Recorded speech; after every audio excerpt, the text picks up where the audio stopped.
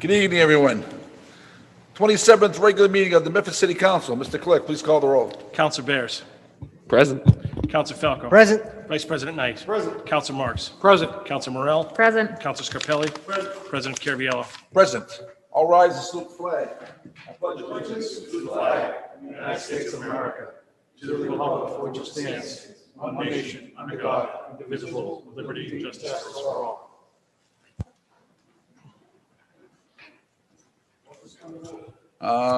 Motion by Vice President Knight to suspend the rules to take paper. 21541 out of order. All those in favor? Second by Council Falco. All those in favor? Motion passes.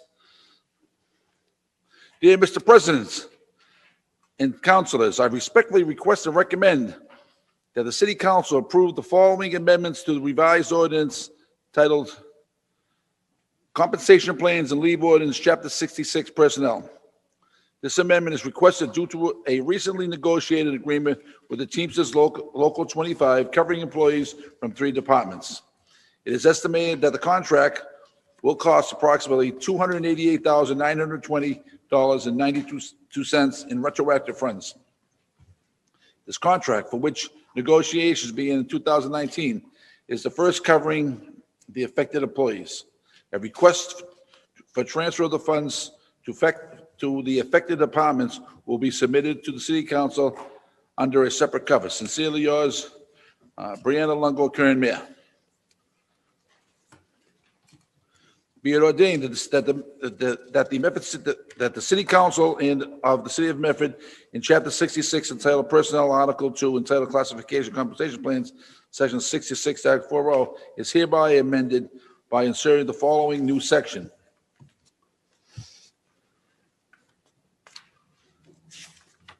Hold Sean here.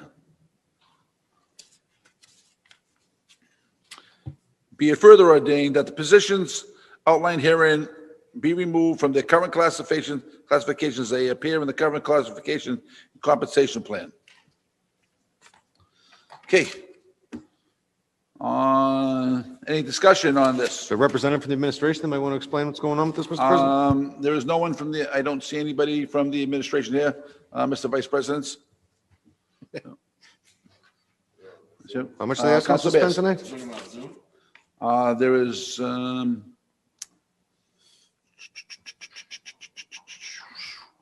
I do not see anyone from the administration on here unless there's another name here.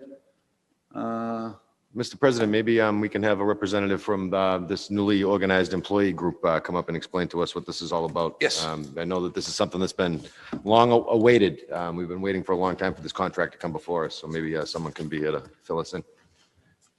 Good evening. Name and address of the record, please. Stephen South, 106 Damon Road, Medford, Massachusetts. Okay, Mr. Salt, if you want to give us a little brief synopsis of what this is about, we Yes. appreciate it. Thank you, Mr. Chairman. The new collective bargaining agreement in front of you and your fellow councilors is a first-time collective bargaining agreement. It covers 12 members of this bargaining unit, consisting of the Recreation Department, the DPW superintendents, as well as the code enforcement officers. It was over a year and a half in the making through negotiations, long and tedious negotiations. And we believe that that the final agreement that has been agreed to by the administration and Teamsters Local 25 is very fair and will, compensate and provide benefits to these 12 employees that are fair for the very, very important work that they perform for the city. So we respectfully request that the council approve this new collective bargaining agreement, and then we'll see you in 3 years. Thank you, sir. Councilor Scarpelli. Thank you, and thank you, Mr. South, for bringing this forward. I think that with the Teamsters representing these employees, I think it's looks like it's an upgrade that's overdue. Yeah. And I applaud your effort and your hard work with this. But the question if we can make an amendment to just send this to the city administration. I got word back that non-union employees, there were a handful of non-union employees that were were bypassed their regular step rate during the COVID. So my question is, are we going to make that whole with their upgrade that they deserved? I don't want them to, we approve a step, a new agreement, but they're still missing a big piece of their, what was owed to them. I know that we acquired funds from the federal government and hoping we could ask that from the administration. Mr. Clerk, thank you. But You want that as a B paper? yes, if you can, please. Thank you. Thank you. Council Marks. Mr. President, if we could also find out what positions in particular did not receive their step raise for the past fiscal year? Are we talking about for this unit or for? No, Oh, okay, thank for other you. units. You got nervous. See? You're ready to For other fight. units. Yeah, yeah. Okay. Yeah, make that. Whatever, yeah, if he doesn't mind. Well, Right on to his. Any, I Vice do have a President question. Knight. I do have a question about the language, Mr. President. It says, be it further ordained, the positions outlined herein will be removed from their current classifications as they appear in the current classification and compensation plan. So it looks like we're passing it, and then it looks like we're eliminating it. Be it ordained that the following classification plan is adopted, we're adopting it, and then it says, be it resolved that the positions outlined herein be removed. Mr. President, Council Bears. I'm reading it as add these new classifications and then remove the positions from the old classifications. It looks like there's 18A, 15A.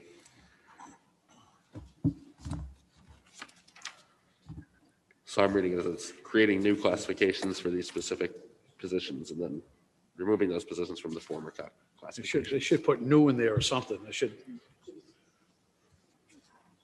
Think that A representing what? PW 21A is that replacing PW 21? I would assume so. I think it's that PW 21A is a new classification. Correct. And these positions are now in PW 21A.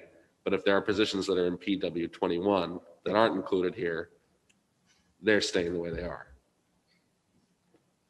Basically, it's moving these positions out of existing CAFs into new CAFs. Yes. Correct. Right. But there's no one on the line from the administration to answer any of these questions. Not at the moment. Any further questions? Further questions? Chair waits a motion. motion for approval, Mr. President. On the motion by Council, on the motion by Councilor Marks, seconded by Councilor Scarpelli, and we'll vote on the B paper first. So, on the motion on the B paper, offered by Councilor Scarpelli, seconded by Councilor Falco. Mr. Clerk, please call the roll of this. Counselor Bears. Yes. Counselor Falco. Yes.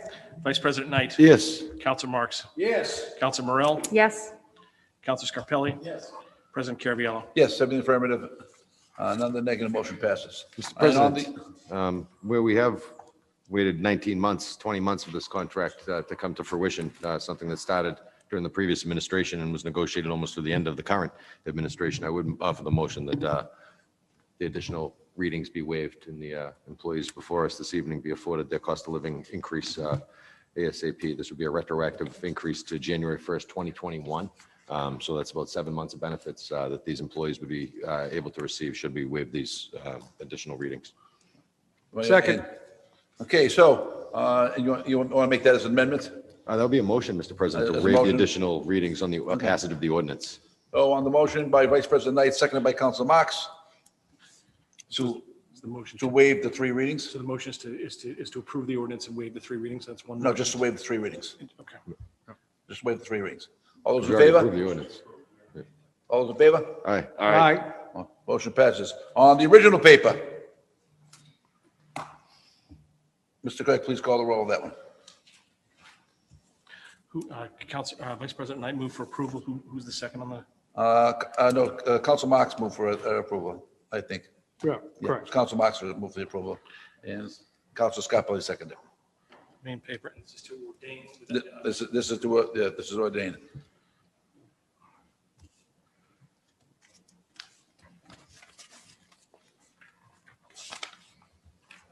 Council Bears. Yes. Council Falco. Yes. Vice President Knight. Yes. Council Marks. Yes. Council Morel. yes, Council Scarpelli. Yes. President Caraviallo. Yes, 7 in the affirmative, none in the negative, motion passes. 21452. Dear Mr. President, City Councilors, I respectfully request and recommend that the City Council approves the following transfers for the purpose. Mr. President, I didn't know if the members wanted to hang around for the rest of the meeting. Well, It's only 2 or 3 hours.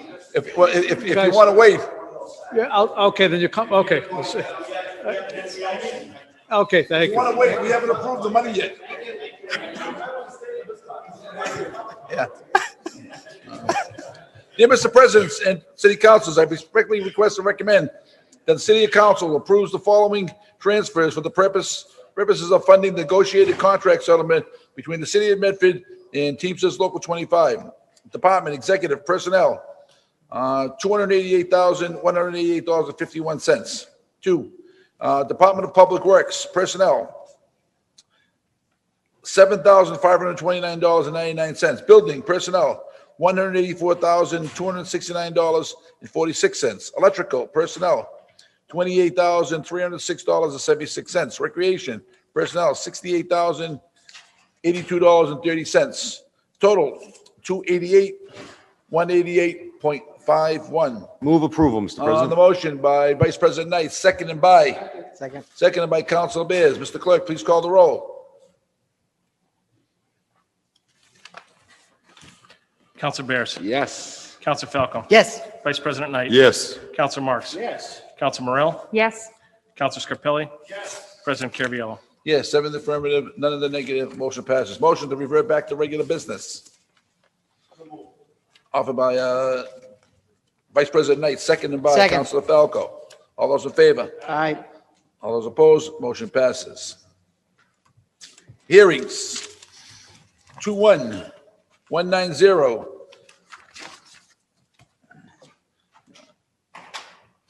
The Medford City Council should conduct a public hearing on Tuesday, July 13th, 2021, at 7:00 PM via Zoom remote video conferencing relative to the petition by Mayor Brianna Lunkel-Kern to amend Chapter 94 zoning of the revised ordinances, City of Medford, Section 94-35A, to change the structure of the Medford Zoning Board of Appeals from 3 members and 1 associate to 5 members and 2 associate members. The full context of the amendment may be viewed in the office of the clerk, room 103, or the city's website at www.medford.org, Departments, Community Development, by clicking on Current CD Board Filings. A Zoom link will be posted no later than July 9, 2021. Mr. President, Vice President Knight. I do believe as part of this paper, we did request some information from the administration concerning some documentation and documents that this council asked, an amendment establishing term limits. Yes, we're going to continue this meeting on until the next city council meeting, Sounds good to me. okay? So you're gonna move to continue it. Yeah, so on the, Move to continue. on the motion by Councilor Bears to continue this to the next city council meeting. Second. Are we continuing to get that information that Council Knight referenced? Yes, that'll be part of the paper, and we're still awaiting a decision from the OCD board? OCD board. Okay, So perfect. that's why we're Okay. gonna continue. Yeah, I just want to make sure we're all on the same Okay. page. Thank you. All right. All those in favor? Council Bears move to continue. Who seconded? Council Falco will second it.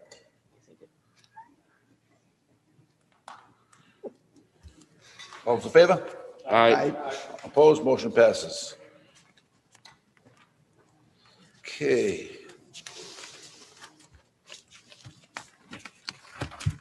21422, petition for a grant of location, 257 Spring Street, Citizens Banks, American with Disability Act upgrades. Okay, you were hereby notified by order of Medford City Council, a public hearing that will be given both via Zoom and in person at Howard F. Alden Memorial Chambers on the second floor of Medford City Hall, 85 George B. Hassett Drive, Medford, Mass. At 7 p.m. on Tuesday, July 13th. The link will be posted no later than Friday, June 9th, on a petition of LR Construction on behalf of Citizens Bank for permission to construct ADA upgrades at 257 Spring Street, Citizen Bank. Proposed plans have been filed in the office of the city clerk. Wherefore, it prays that after a due notice and a hearing provided by law, that they be granted permission to complete the project in accordance with the plans available for inspection in the office of city clerk, Medford City Hall, room 103-85 George P. Hassett Drive, Medford, Mass. The entire scope of this project includes ADA upgrades in 3 locations: front ATM vestibule and lobby, rear parking lot, front entrance along Spring Street. The work at the front entrance includes modifying city sidewalks. The scope of the work at the front entrance is as follows: demo existing sidewalks, 3 sections along the building, total of 108 square feet, install new ADA compliant landing and ramp, install a new ADA compliant handrail around the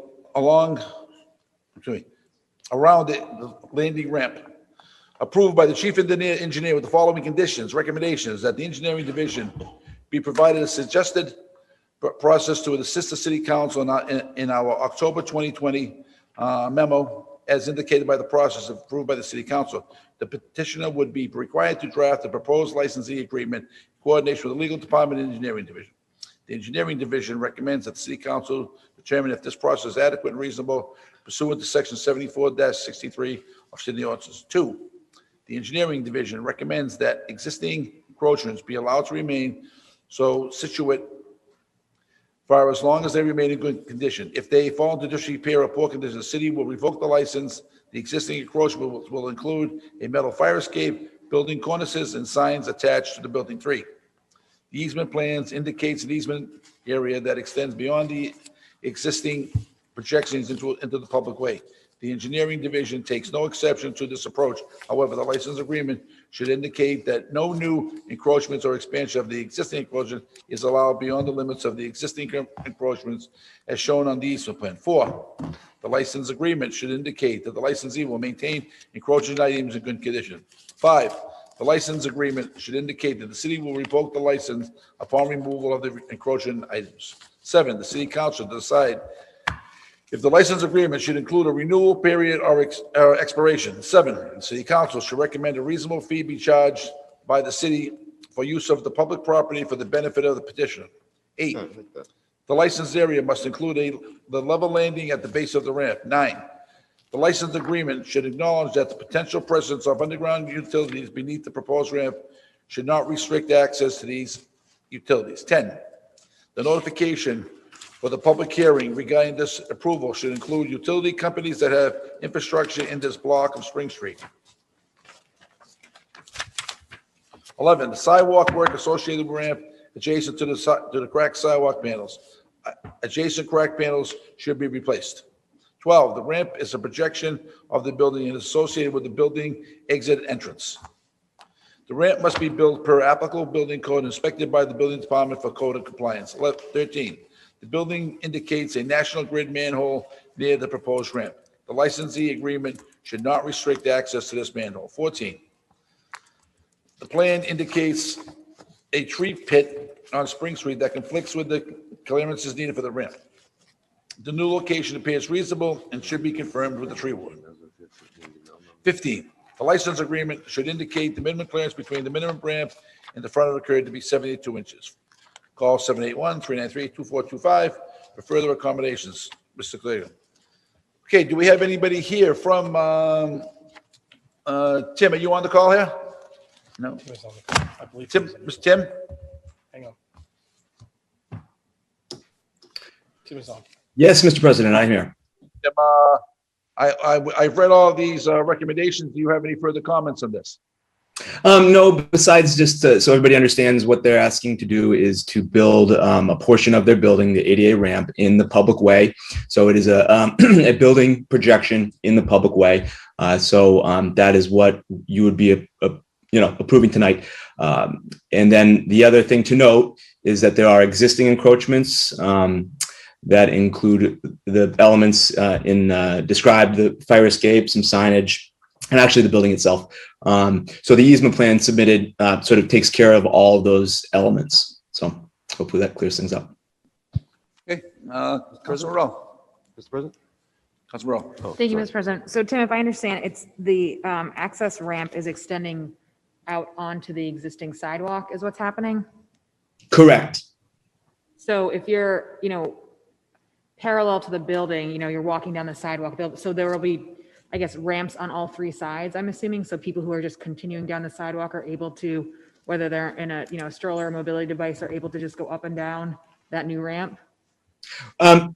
No, so the sidewalk is wide enough to accommodate the private ramp associated with the building So and people are going public around it. sidewalk, which would be next to it basically. So that part wouldn't change. So So it wouldn't, that answers your question.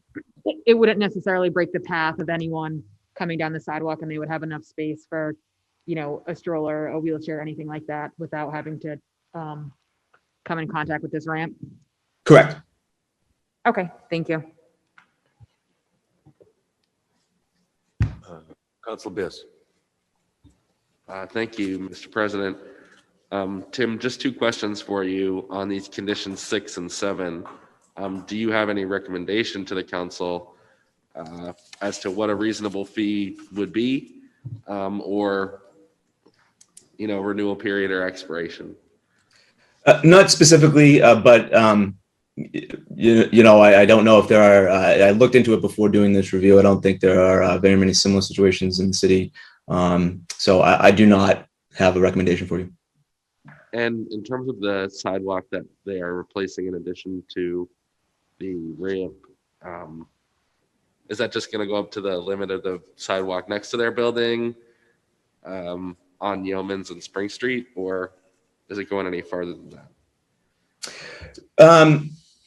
I believe a plan's in your packet, but the ramp itself, I don't know the exact length of it, but it's a rectangle. I'm not sure if the proponent is here, but I'd say 10 feet by 5 or 6 feet, a rectangle on Spring Street right in front of Citizens Bank.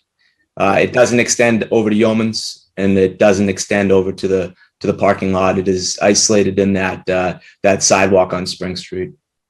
So the sidewalk panels that are being replaced in addition to the installation of the ramp are just on Spring Street.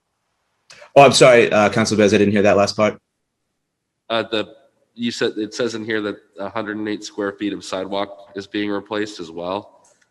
Is that just the sidewalk adjacent to the ramp on Spring Street?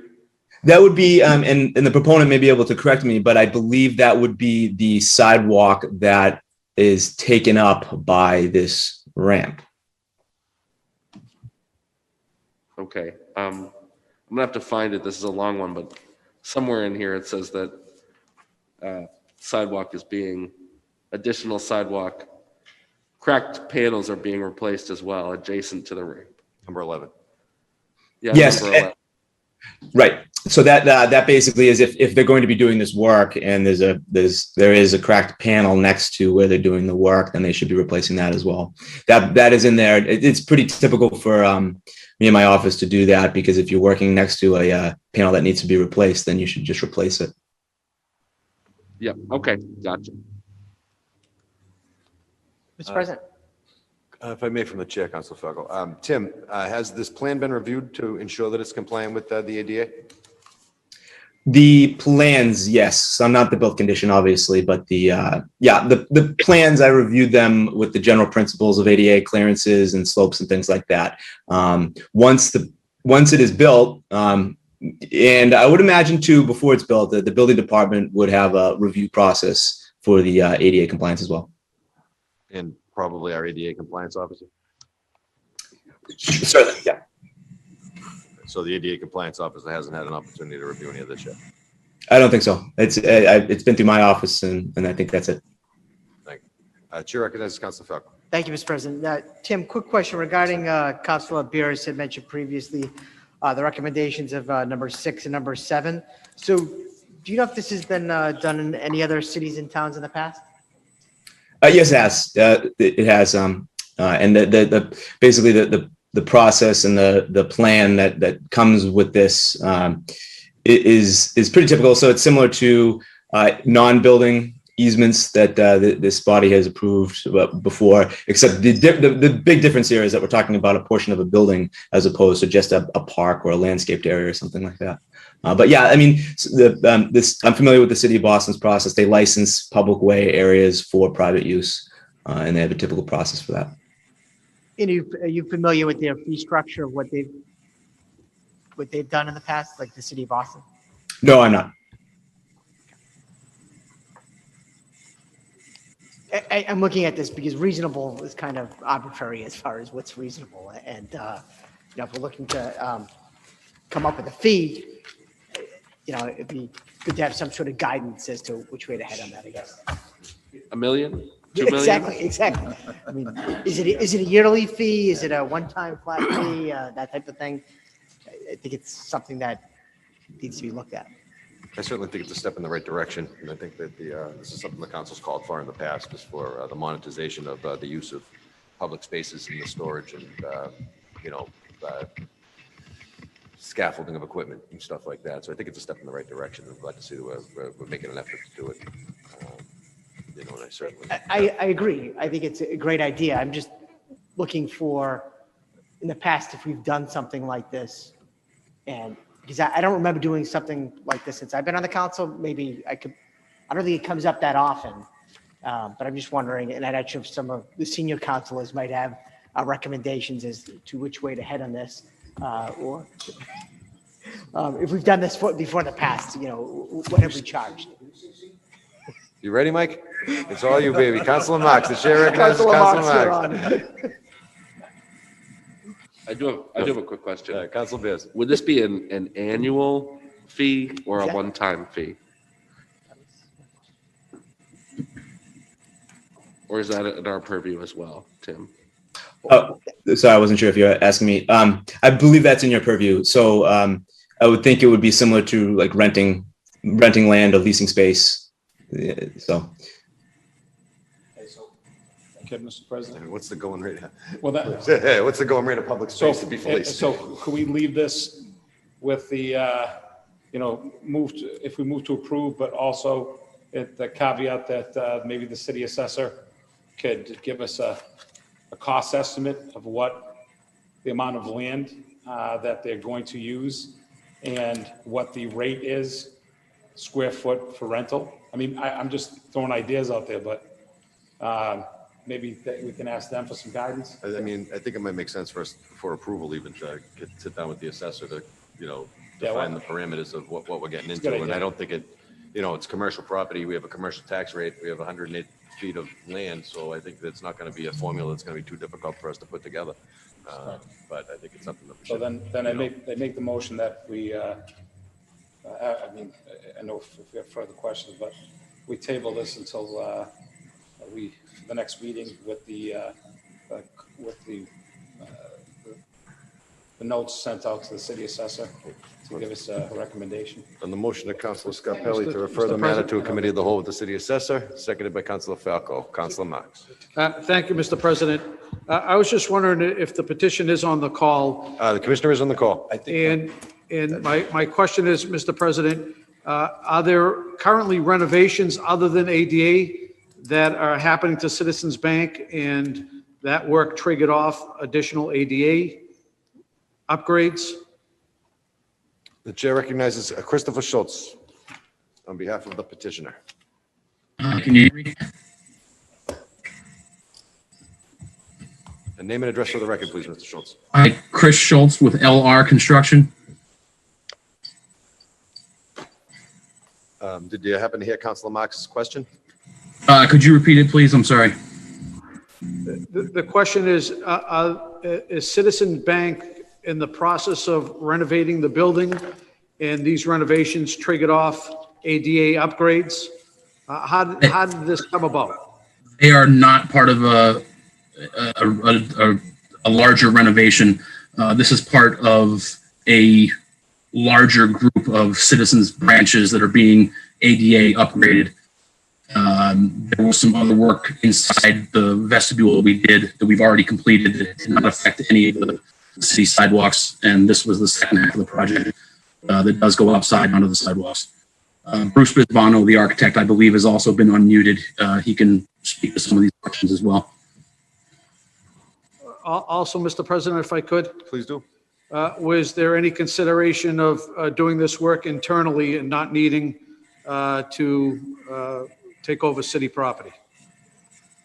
The ADA requirements did not, with the layout of the building, we did not have the space to do this internally. Okay. Bruce, if you want to comment on any of that, feel free.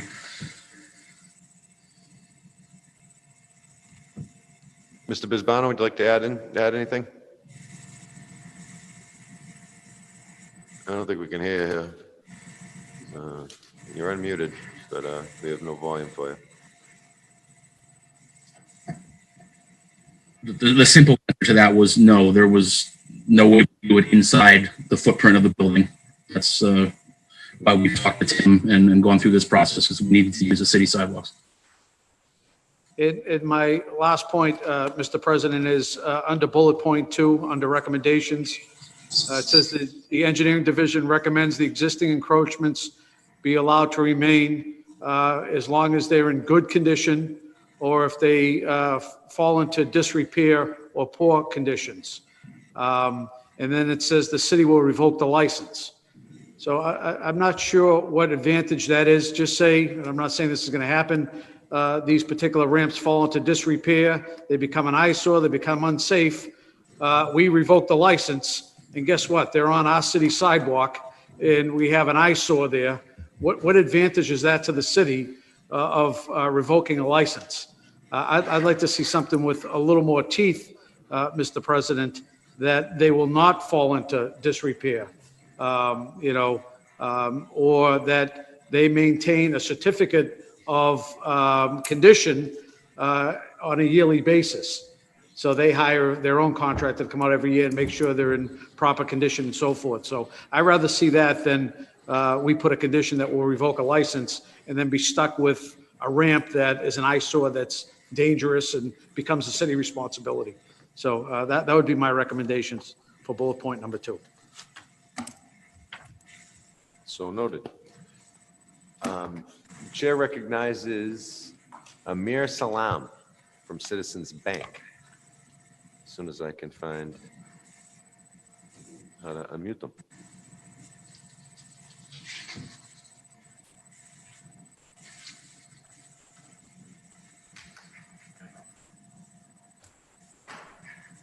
There they are. There you go. Good afternoon. How are you? Name and address for the record. Good. How are you? Very good. Thank you. My name is Amir Salam. I'm a senior project manager for Citizen Bank. I'm located on Pennsylvania. Welcome. A couple of items just I want to clarify here, like for maintaining the good condition of any item within our property, it's our responsibility for the safety of the public and customers and our colleague in the branch. So anything we usually do regular maintenance internally to avoid any damage element of the building. I think this is in regard to item number 2, to make sure that the enroachment element that's already existing in good condition. The reason of doing the ADA work is we found out that our building is not ADA compliant, and it's very challenging for senior or somebody in a wheelchair to access the branch. That's why we're doing the upgrade. And as Chris mentioned, it's very challenging. Actually, it's infeasible to have internal upgrade, to have the ramp internal in the building. So we need the approach from the exterior. That being said, is we have, as Tim mentioned, is that we have plenty of sidewalk, and the ramp is not encroaching that far into the sidewalk, which is, in this case, my kind of concern or comment about item number 6 and 7, license-wise. Our lease for this building is triple net. Any maintenance required for the sidewalk or exterior element, we are required to fix it. So I believe there is no need for the license or period of expiration. Because if under any condition, like city did inspection and found any unsafe condition in a sidewalk or in a building and notify the bank, Citizen Bank, we will move on and fix it automatically. And I'm just kind of like, item number 7, we're doing this for the easement for the public. I mean, I wasn't sure, we haven't dealt with this condition that the town or the city require us to pay fee for adding a ramp to make it facilitated for the public, to make it ADA compliant. So, Mr. President, if I could, So- just to follow. And I appreciate that response. So is there anywhere in this document or in the proposed license agreement that talks about the liability of this particular structure? Who's liable if someone gets hurt on this structure? Citizen Bank, because we have a triple net lease with the owner of the building, that we are liable for maintaining the building. I think that's a question for legal counsel to answer, not the Yeah, engineer. well, I know, so maybe that question should be directed, but this is, I appreciate what the gentleman's saying, but this now is going to be located on a city sidewalk. And we've been hearing about the building. We're talking about something on a public sidewalk. So that would be another question, Mr. President, I have regarding liability. Who would be responsible, Mr. President, regarding the liability if someone were to get hurt on that particular structure? I'd like to offer that in the form of a question to the solicitor or to the engineer for follow-up. We can offer it to the city solicitor, that's fine. Thank you.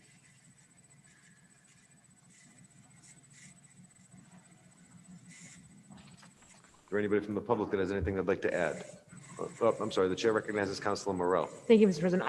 I do believe this, I believe the Citizens on High Street has this similar setup where there is a ramp that goes out into the public sidewalk, just if that offers any precedent for these questions we're asking. They do.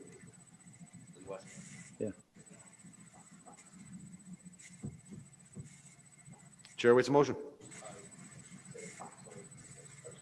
So be a table or a committee of the whole with the assessor or?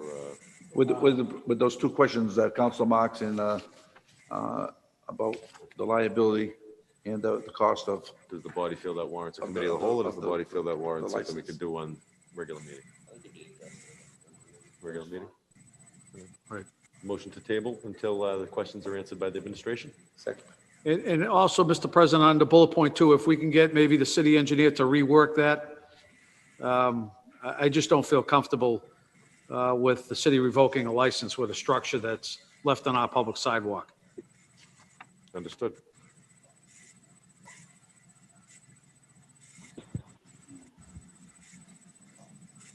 On the motion by Councilor Scarpelli, seconded by Councilor Carviallo, as amended by Councilors Carviallo, Councilor Scarpelli and Marks. All those in favor? Aye. All those opposed? The ayes have it. The matter is tabled.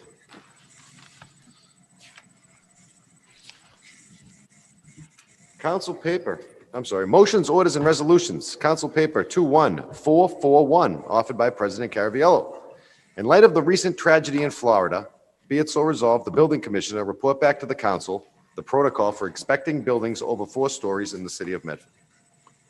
Thank you, Mr. President.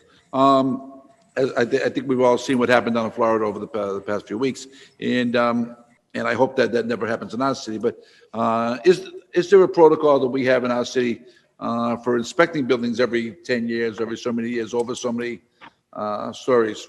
And something that a couple of residents reached out and asked me that I didn't have an answer. So if you could have the commissioner report back on what the protocol is to what our city does for maintaining, the buildings over so many stories, especially where, a couple of them are senior citizen buildings and a couple are right close to the water. So just get back a report on what our protocol is to inspect these on some kind of basis. A motion by Councilor Carviallo, second by Councilor Marks. All those in favor? Aye. Opposed? The ayes have it. Council paper 21442, offered by Councilor Bears. Be it so resolved the Medford City Council congratulate Medford High School teacher Andrew Milne on his retirement after 22 years of service to our community. Councilor Beers. Thank you, Mr. President. Andy Milne was personally, and no offense to any of my other wonderful teachers at Medford High School, was my favorite teacher at Medford High School. I took AP US History with him in 11th grade, and I would say that's one of the reasons that I'm sitting right here right now. I could go on and on about how much a wonderful class it was, that he was a great advisor and person to talk to when you had questions or were thinking about college or your future. But I think his record speaks for itself. 22 years at Medford High School, hundreds and hundreds of students that he personally not only taught, but saw to advising and helping. And I think he speaks in his role to the great faculty and educators that we have here in Medford. So he deserves our congratulations on his retirement and wishing him the best going forward. Thank you. Also a strong member of the union. The chair recognizes Councilor Scarpelli. Thank you, Mr. President. Thank you, Council Bears, for bringing this up, this resolution. I know that Andy Milne not only was a great teacher and someone that we're going to miss because he's left such an impact on our school community, but also in the sports world. I know that Coach Milne was head coach at Arlington High School soccer and an avid athlete in his own right. And I think that a lot of what he did in his personal life, he really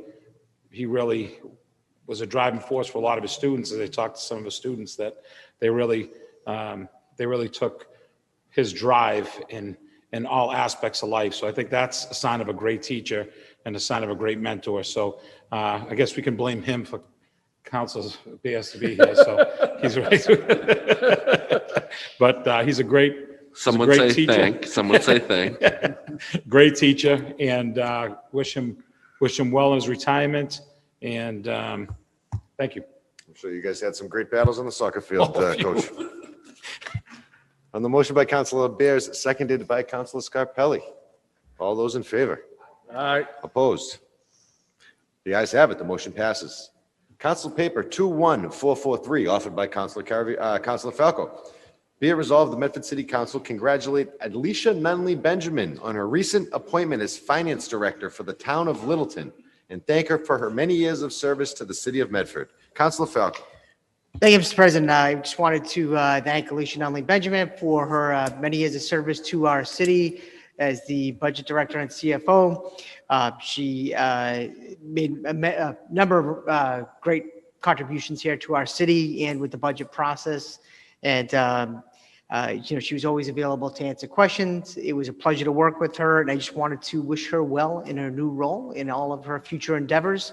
So I just want to say congratulations, good luck, and best wishes to Alicia Nunley Benjamin. Thank Will you. be missed.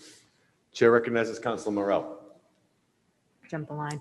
Thank you, Mr. President. Yeah, I thank Councilor Falco for bringing this forward throughout the budget season and any financial paper that's come before us. Alicia has spent countless hours with us and is just a wealth of knowledge in helping us understand what's coming before us, the impact, and there was rarely a question she couldn't answer, particularly in this time when there's ARPA, there's COVID relief, there's so many things to understand in a short amount of time, and she really did an excellent job. And not because we just spent 30 hours in budget meetings, but I'm dreading next year's budget without her. So she'll be sorely missed, and I congratulate her on her new appointment. Chair recognizes Councilor Scarpelli. Thank you. Council Falco, thank you for bringing this forward. For years, working in the municipality and also, having worked with Alicia, you realize how amazing she is and how lucky that community is to have her now. I too want to thank her for all of her hard work. One thing about Alicia, we realized whenever you were confused about something, she brought it down to layman's terms so you understood it. And she always had the answer. Even if you didn't like the answer, she would tell you the answer straightforward, with no reservation, with no political bantering. It was straightforward, highly professional, and something I'm going to miss. So I wish her luck in her endeavors, and thank you again for Council Falco brings forward. Vice President Knight. Mr. President, if I may, I too would like to take an opportunity to thank Alicia for her service to the city of Medford over the course of the last, what must be now 4.5 years. I'm fortunate enough to say that I've developed a strong friendship with her, and I think she's someone that's been a great asset to this community, and she's going to be sorely missed. With that being said, although our loss is another town's gain, I think we have to wish her the best of luck in her new endeavor and thank her for all her service here in this community. She's certainly been an asset, and she will be sadly missed. So with that being said, I thank the council for putting this resolution on. Thank you, Mr. Vice President. Mr. President? Council Marks. Thank you, Mr. President. I want to thank Councilor Falco for bringing this up. It's sad when someone leaves that you've worked with for so many years and not being able to thank them before they leave, Mr. President. And I too want to thank Alicia. There were many times we didn't agree on issues. There were many times that we were at odds as a council and, as a finance department. But you can always rest assured that Alicia spoke from her heart, and she spoke from a position of knowledge and authority. And that was much appreciated, Mr. President. Even things that potentially would benefit this council. Alicia was the first to tell us that during budget time that we were offering suggestions that probably would have been approved if we offered them in a different fashion. And we found out that in this budget session that we had more abilities as a council to make changes to the budget than we were ever explained in all the years I've been on the council. And I think it was largely due in part to Alicia realizing her responsibility as the budget finance director in the community, but also realizing that in order to have city government operate, that I think all parties have to be on the same page. And I think she keenly understood that, Mr. President. So I will sorely miss her experience and knowledge, her breadth of knowledge when it comes to finances. And I hope the city can find someone pretty quickly to fill her shoes, Mr. President. Thank you. Thank you. Council Bass. Thank you, Mr. President. I echo the statements of my colleagues. And certainly we have big shoes to fill. I've been through 2 budgets now. One of them I voted against, one of them I voted for. And I don't think Alicia held it against me that I voted against the first one. But incredibly informed and informative person. And I don't think people understand the personal sacrifice that she made over many years, especially these past 2 years, to keep the city moving. And it's a huge loss in that respect. So I hope that a position can be filled soon, but I think it'll be difficult to find someone of such aptitude as Alicia Nunley Benjamin. So I wish her the best and congratulate her on her new position. Thank you, Council Bass. And personally, I want to thank Alicia for the years that I've worked with her. Certainly a woman of vast knowledge, and she will be missing our community. And like you said, our loss is someone else's gain. So Alicia, I wish you well in your new position. So on the motion by Councilor Falco, seconded by Vice President Knight. All those in favor? Aye. All those opposed? Motion passes. 21444, offered by Councilor Falco, be it resolved that the city administration provide the Medford City Council with an update as to how the finance and auditing departments will operate since there is a vacancy in the CFO position. Councilor Falco. Thank you, Mr. President. And this resolution is related to the last resolution. As we all know, Alicia Nunley Benjamin recently left this position. And my question basically is to the administration, what is the plan moving forward for this role? Alicia held the role of financial director, CFO, auditor, and I know she also helped out with a number of treasury functions as well. And I believe, these are vital, roles to the daily operations of our city. And, I think it's our fiduciary responsibility to be asking the questions as to what is the plan moving forward for the administration. Are they going to hire for this role for a full-time person? Are they looking? Is it going to be on a temporary basis? But we need to have this information. I think it's our responsibility to ask these questions. And I know that the assistant that was recently hired just this year is still in training, or was in training, just trying to come up to speed when Alicia left. And, I know, he's doing a good job, but we need to know what's the plan moving forward. And so the question is basically to the administration, what's the plan? Like I said, these are vital roles. They need to be, this position needs to be addressed ASAP. It's a $190 million budget, $191 million budget, and we need answers to these questions. So I ask for my colleagues' support and move approval. Thank you. Any further questions? No, on the motion by Counsel Falco, seconded by Counsel Scarpelli. All those in favor? All those opposed, motion passes. 21445, offered by Counsel Falco, be it resolved that the Medford City Council congratulate Medford residents Amy Orcutt on her acceptance to West Point and being named GBL Soccer Athlete of the Year. Counsel Falco. Thank you, Mr. President. I'd like to congratulate Amy Orcutt and her family on this remarkable, very impressive achievement, being accepted into the West Point Military Academy and also being named GBL Scholar Athlete of the Year. Amy received recommendations from Congresswoman Clark, Senator Markey, Senator Warren, and this is a great achievement. It should be recognized, and I wanted to recognize it. It's just a remarkable achievement, and I wanted to wish her well, congratulate her on all her future endeavors, and wish her well at West Point, and congratulate her family as well. Thank you, Mr. Thank you. President. Counsel Scarpelli. Thank you for Counsel Falco for bringing this forward. I was fortunate enough to watch Amy play as one of my daughter's teammates, and as a freshman on the varsity, having a leader like Amy Orcutt to follow and to emulate is a huge, huge benefit. Something that I cherish that my daughter had that opportunity. What has been written, last year, Amy was probably one of the best players on the team, and went up for a layup, came down and tore her ACL. And if you know Amy Orcutt, I think she wanted to go back in the game. But she sat on the bench, smiled on her face, and just kept pushing her teammates. So I know that West Point is such an honor, and I think she's going to make Medford proud, as she already has. So I want to congratulate her and wish her the best of luck. She's a great role model for all of our young female athletes, especially, but all the athletes at Medford High School to follow. Thank you. Thank you, Counsel Scarpelli. Yeah. Mr. President, if I may, I wasn't quite Counsel finished, but Falco. I just wanted to amend that we invite her down to a future meeting. I don't believe she's home right now. I believe she's off at a training, but I want you guys, if you could invite her down for a council accommodation. That'd be great. Thank you. Any further discussion?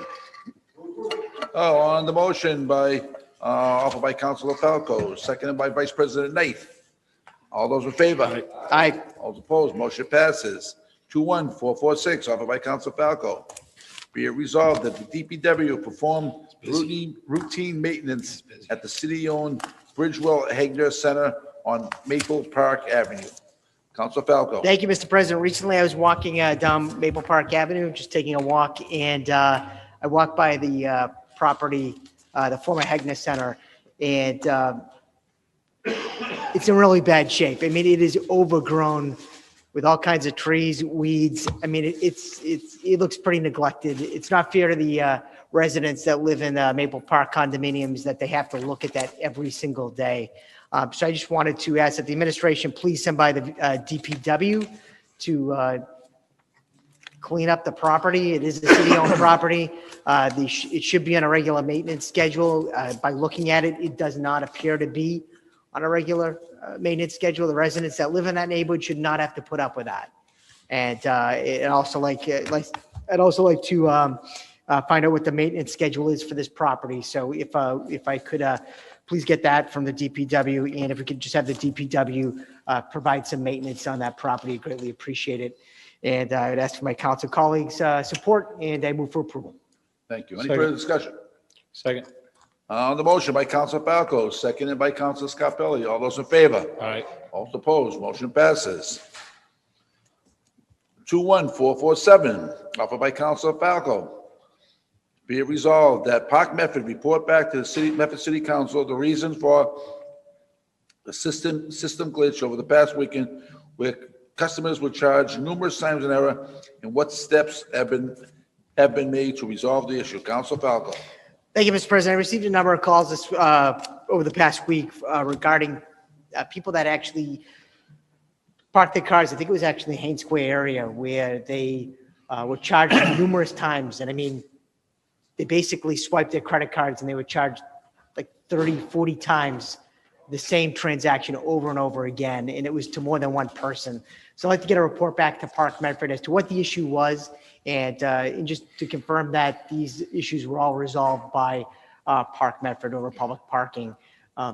This here is, it's a big concern, especially since the parking operation is going to be transitioning from Park Medford or from Republic Parking internally to the city of Medford. So I just want to make sure that these types of issues have been addressed and resolved before the city takes on this new program.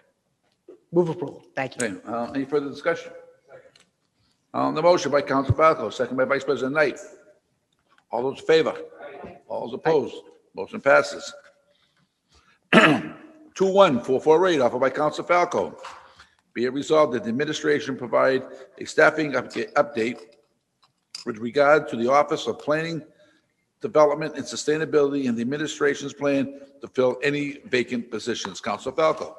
Thank you, Mr. President. This is just to get an update from the Planning, Development, and Sustainability Department. I know during the budget hearings, the director for the department, Alicia Hunt, I know they're really busy. They have a lot going on, but I believe they lost Andy Streetman, the planner, recently. So I just wanted to get an update as to the progress that's been made with regard to replacing her and when they feel that the position will be filled or the vacancy will be filled. Thank you. Any further discussion? On the motion by Council Falco, seconded by Council Scarpelli. All those in favor? Aye. All those opposed? Motion passes.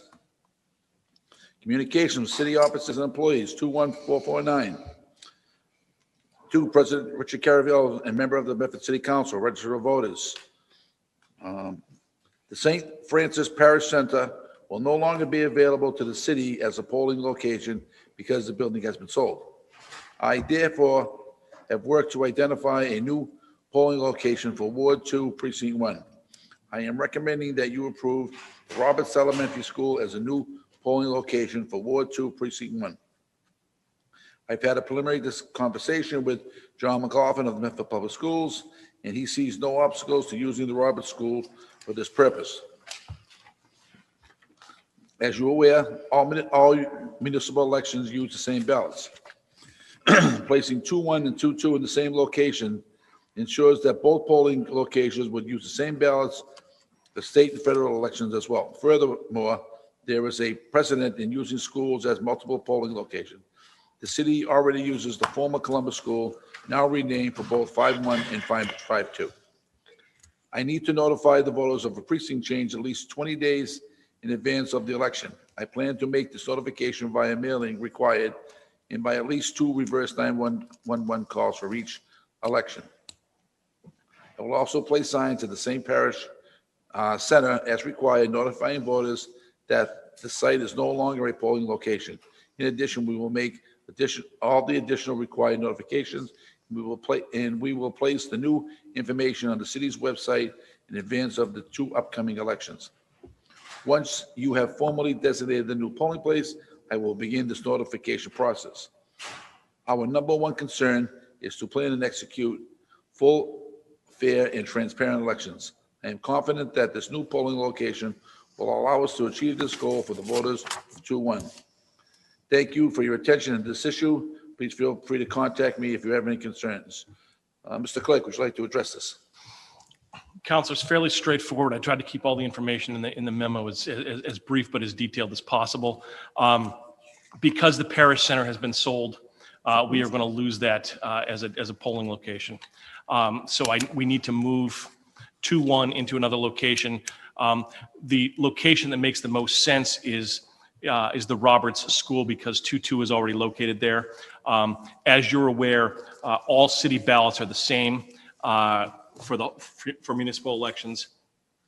There are 3 different ballots for state and federal elections, but the 2-1 and 2-2 ballots are the same. I'm talking about this because it makes sure that voters are still getting the same ballots that they're used to getting at these locations. It also helps with the poll workers because the poll workers, if there's ever any kind of late cancellation, they can be sort of interchangeable and they can walk from one room to another to assist voters. So it would make a lot of sense having the same ballots in that location as well, which is why we proposed 2-2. And we already know that because the Roberts School is used as a polling place, that it's already meets all the compliance needs. So that is why I suggested that polling place. Thank you, Mr. Clerk. Council Bears. And if you haven't figured it out yet, I understand. Would both polling places be in the gymnasium? They would, ideally, they would be in different rooms. Yeah. Ideally, they'd be in different rooms. Now, the precedent at the former Columbus School, when school is in session, the voting often takes place in the same room, but when school is closed, it's in different rooms. And I would prefer that. I would prefer to have the polling locations in different rooms because that gets rid of some confusion for voters and for poll workers. So I would prefer that they be in different rooms. Okay. It's not necessary, but that's the preferred route. Mr. President? Council Falco. Thank you, Mr. President. So, Mr. Clark, so when someone comes into the school to vote, is there going to be someone directing them as Yes. to where the 221? Yes, 2-1 is? there's gonna be signs up so that people know they're gonna go to the right room. Because we're gonna have to do that because there's gonna be 2 polling locations in there. I mean, voters who currently use the former Columbus School are somewhat used to the process now, but this is gonna be a new process for the 2-1 voters. So there's going to be some additional signage and we'll also have somebody directing people to make sure they're going to the right place. Okay. But there'll also be, the check-in tables are set up so that, only 2-1 voters can check in at the 2-1 polling place and only 2-2 voters can check in at the 2-2 polling place. So the check-in tables will be that way as well. I understand that part, and I just want to make sure that it's as seamless as possible. I completely agree with you. I imagine that there might be a couple of hiccups, but nothing, but I don't anticipate there will be any kind of major issue. And the goal is always to make it as seamless as possible. It's just, some people might not know the difference between 2-1 and 2-2. Correct. So I just want to make sure that it's as seamless as possible. Correct. And if I'm correct, I was told that that building is being leased. Is it being sold? We were told that it was being sold, Okay. but regardless, St. Francis told us it was no longer going to be available as a polling place. Thank you very much. So we had to make, as soon as we were confirmed with that, we had to move forward with a new polling place rather than wait to see if we could stay in there, whether it's leased or sold. It was going to be easier and faster and ultimately better for the city if we moved out of there because we didn't want to wait till the last possible second on this one. Sounds good. Thank you. Council Bears. I'm sure you're already there, but just a recommendation that any 2-1 signage say former St. Francis location. That'll help. Council Morell. Thank you, Mr. President. To that same point, I don't know what the plans are as far as updating the website to reflect the new name of the Columbus School to the Missatuck. I know stuff has been changed I don't know the status of the physical signage, but I know there have been updates made in mapping tools. So if people are looking up, they may have issues ending up the right place. So I know it remains Columbus on the website for the polling location. So I just don't know what the plan is for that. I'm sorry to cut you off, but I can answer that. Sure. What we're going to have to do when I'm deliberately waiting on these updates until you've addressed this memo tonight, so we can take care of as much of this at once as we can. But in terms of the former Columbus School, we are required to use the former name and the new name, in the polling location, and that's what we're going to. It's not considered a polling location change, but it is. But because it's been renamed, we have to use both names at least for this election. Absolutely. Yeah. And that makes sense. I just wanted to make sure in terms of wayfinding. Okay. Thank you. Okay, any further discussion? On the motion by Vice President Knight, seconded by? Seconded by Council Bears. Mr. Clerk, do we need a roll call on this? Or is this a voice vote? That is your discretion. Why don't you call the roll on this to make sure everybody's in agreement on this? Sounds good to me. Council Bears. Yes. Council Falco. Yes. Vice President Knight. Yes. Counselor Marks. Yes. Counselor Morel. Yes. Counselor Scarpelli. Yes. President Caraviallo. Yes, 7 affirmative, none in the negative. Motion Mr. passes. President, motion to take Hang the on, minutes. hang on. On the motion by Council Scarpelli, second by Vice President Knight, all in favor? All right. Motion passes. 21453, offered by Vice President Knight and Council Scarpelli. Be it so resolved that the Medford City Council extended deep and sincere condolences to the family of Ray Buckland on his recent passing. Vice President Knight. Mr. President, thank you very much. Recently, Mr. Buckland passed away very suddenly. And for those of us who don't know who Ray Buckland is, he's probably one of the greatest athletes to come out of Medford High School and one of the greatest people to ever come out of the city of Medford. Ray had a very exceptional basketball career at Medford High School. He went on to play basketball at the Division III University of Massachusetts at Boston, where he went on to become a 3-time Division III All-American. It's an unheard of accolade. After his graduation, Mr. President, he went on to play professional basketball over in Europe, but he always remained true to his roots here in Medford, and he could always be seen coming back to Medford to visit his friends and family alike. He was someone that had the blue and white in his veins, who carried himself with pride, and was a great friend to many. I recall stories of Mr. Buckland often coming down to Bradshaw Street to visit Mr. Bates, and the stories that they tell about Ray could go on and on and on. But he was a great gentleman, a great person, a great friend, Mr. President. He was a loving husband, a loving father. His son had a very successful baseball career up at St. Mary's in Lynn and Salem State. And when you talk to Ray, that was one of the proudest things that he had to talk about was his son and the success that his son had in athletics. Ray had a great career in public service, Mr. President. He was a worker at the Lynn Housing Authority for a number of years, and he just recently retired and celebrated his retirement after 30 plus years of service to the community. So after his unexpected death, his family has certainly gone through a lot of trial and tribulation, and it's my hope that this council will join me and Councilor Scarpelli in sending our condolences and support during this trying time. So I thank you all for allowing me the opportunity to present this resolution on behalf of the Buckland family. Thank you. Council Scarpelli. Thank you, Mr. President. Thank you, Council Knight. Those are great words. Again, I said it often, been saying it too often lately, but another legend lost. I was fortunate to live 3 houses down from the mythical Ray Buckland. When you were a little kid and you came outside, and there was this, I believe when I was a kid, he was 10 feet tall, and he'd wear his Chuck Taylors, and he'd have a basketball in his hand, and you actually thought that he could never be stopped. And when you approached him, he wasn't this big monster. He was just this greatest person that could reach any kid. And it showed when he came back from Europe and started coaching basketball for Medford High School. We had a neighbor, I still remember, we had a neighbor that was a great young man. I won't say his name. And he was very tall. And back then, to have, I think, size 16 shoes and to be 6'7" and be in middle school was unheard of. And he was a little odd.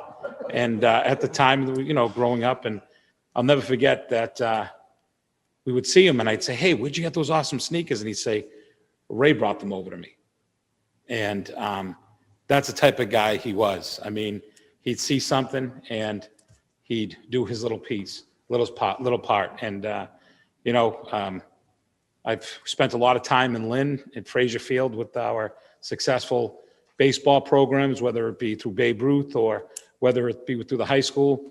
And I still remember when John started playing, I still remember that mythical figure walking down the parking lot and screaming out Medford Mustangs.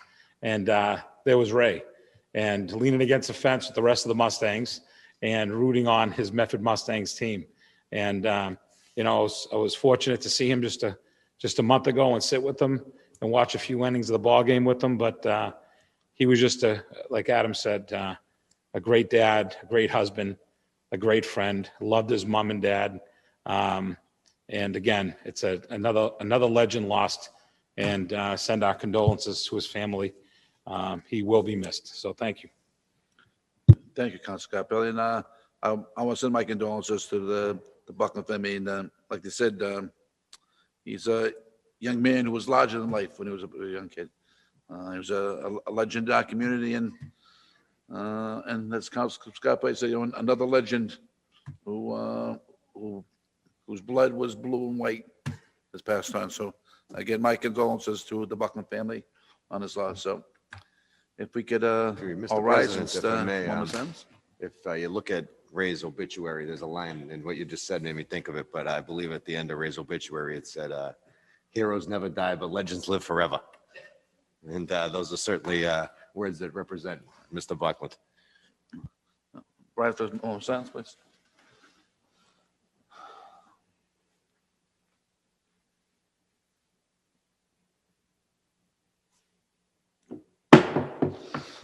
All those in favor?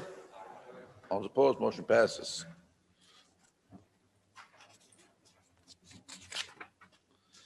Uh, 21454, offered by Vice President Knight, be it so resolved that the Medford City Council congratulate Jason Cicero on 20 years of success as an owner and proprietor of Chromatic Tattoo and Body Piercing located at 365 Main Street in Medford. Vice President Knight. Mr. President, thank you very much. I can't believe that it was 20 years ago that Jason Cicero opened up Chromatic Tattoo. It seems like it was just yesterday that prior councils were discussing the merits of the House of Pain tattoo application and the Painted Bird tattoo application and Chromatic Tattoos tattoo application. And here we are 20 years later, Mr. President, and he's been operating very successfully in the area, in the region, without a glitch, no problems, no issues, no concerns, Mr. President. A very successful business, very highly rated on Yelp. He's got quite a cult following, but more importantly, Jason's a great guy. He's a contributing member to our society, contributing member to our community. He's very concerned about the cleanliness in front of his shop and the cleanliness along that stretch at Sammy Petrella Corner by Bella Ravioli and Oasis Restaurant. And he's someone who's not afraid to put his money where his mouth is. And anytime you drive by the shop, you can see Jason out there picking up cigarette butts and making sure the trash is emptied and making sure that the garden beds are weeded. But he's also running a very successful business, putting in hours and making sure that the residents in this community provided a service. So with that being said, Mr. President, I ask my council colleagues in supporting me and approving this resolution. Move for approval. Any further discussion? And I had the opportunity to see Jason's dad this morning, and I congratulated him for his son. And I remember coming up here to speak long before I was a councilor in favor of this. 20 years ago, tattooing was abnormal. Now it is the norm. So I think I just want to congratulate him for his 20 years and being a pioneer in the business. So congratulations for his success. So on the motion by Vice President Knight, seconded by Council Scarpelli. All those in favor? All those opposed? Motion passes. 21455, offered Vice President Knight. Be it so resolved that the Medford City Council hold a moment of silence in recognition of July 20th, 2021 being the third annual Brian Rabbit Day. Vice President Knight. Mr. President, thank you very much. There aren't too many people in the history of this community that have their own day annually, and Brian Rabbit is one of those people. Brian was a longtime employee of our Public Works Department. He worked in the Water Department, and some people said he might have been the hardest working man in show business. There wasn't a time that you didn't see Brian where he didn't have his work boots on, dirt in his hands, and he was ready to climb in or climb out of a hole. And Brian was also someone that would have gave you the shirt off his back, the last dollar in his pocket if you needed it. And that's why when Brian got sick, so many people came out to support him and to thank him for the type of person that he is and for all the contributions that he's made to our community. And in an effort to recognize Brian, Mayor Burke at the time established Brian Rabbit Day. July 20th, 2019 was the first Brian Rabbit Day. And it's been celebrated annually since then, Mr. President. And I don't want this to be something that gets forgotten with a change of administration. So with that being said, I'm bringing this matter forward and I'm asking my council colleagues to support it. We can have a moment of silence in recognition of Brian Rabbit, someone who's been loved in this community, who dedicated his whole entire life to working in this community. And hopefully moving forward, Mr. President, we can have more celebrations like this in memory of Brian and his life. Thank you. On the motion by Vice President Knight, seconded by Councilor Falco. All those in favor? All opposed? Motion passes. Please rise for a moment of silence.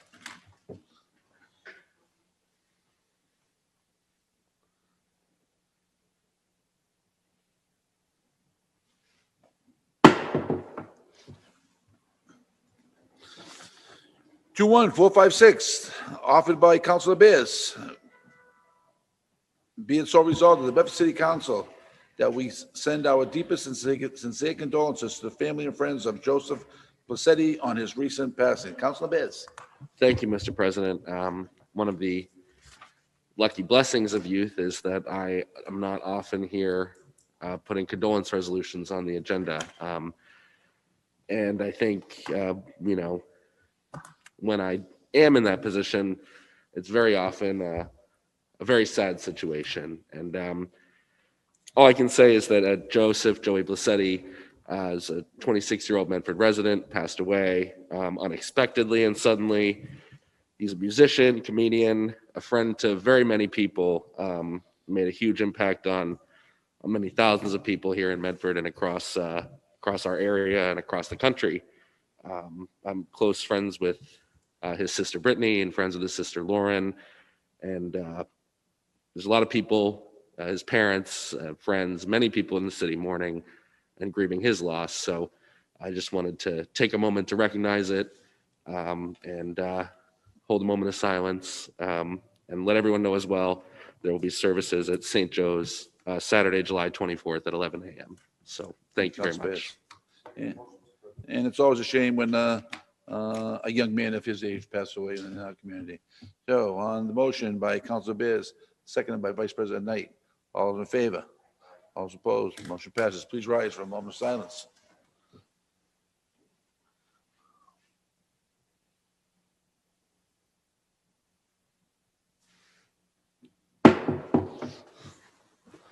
Motion to revert back to regular business.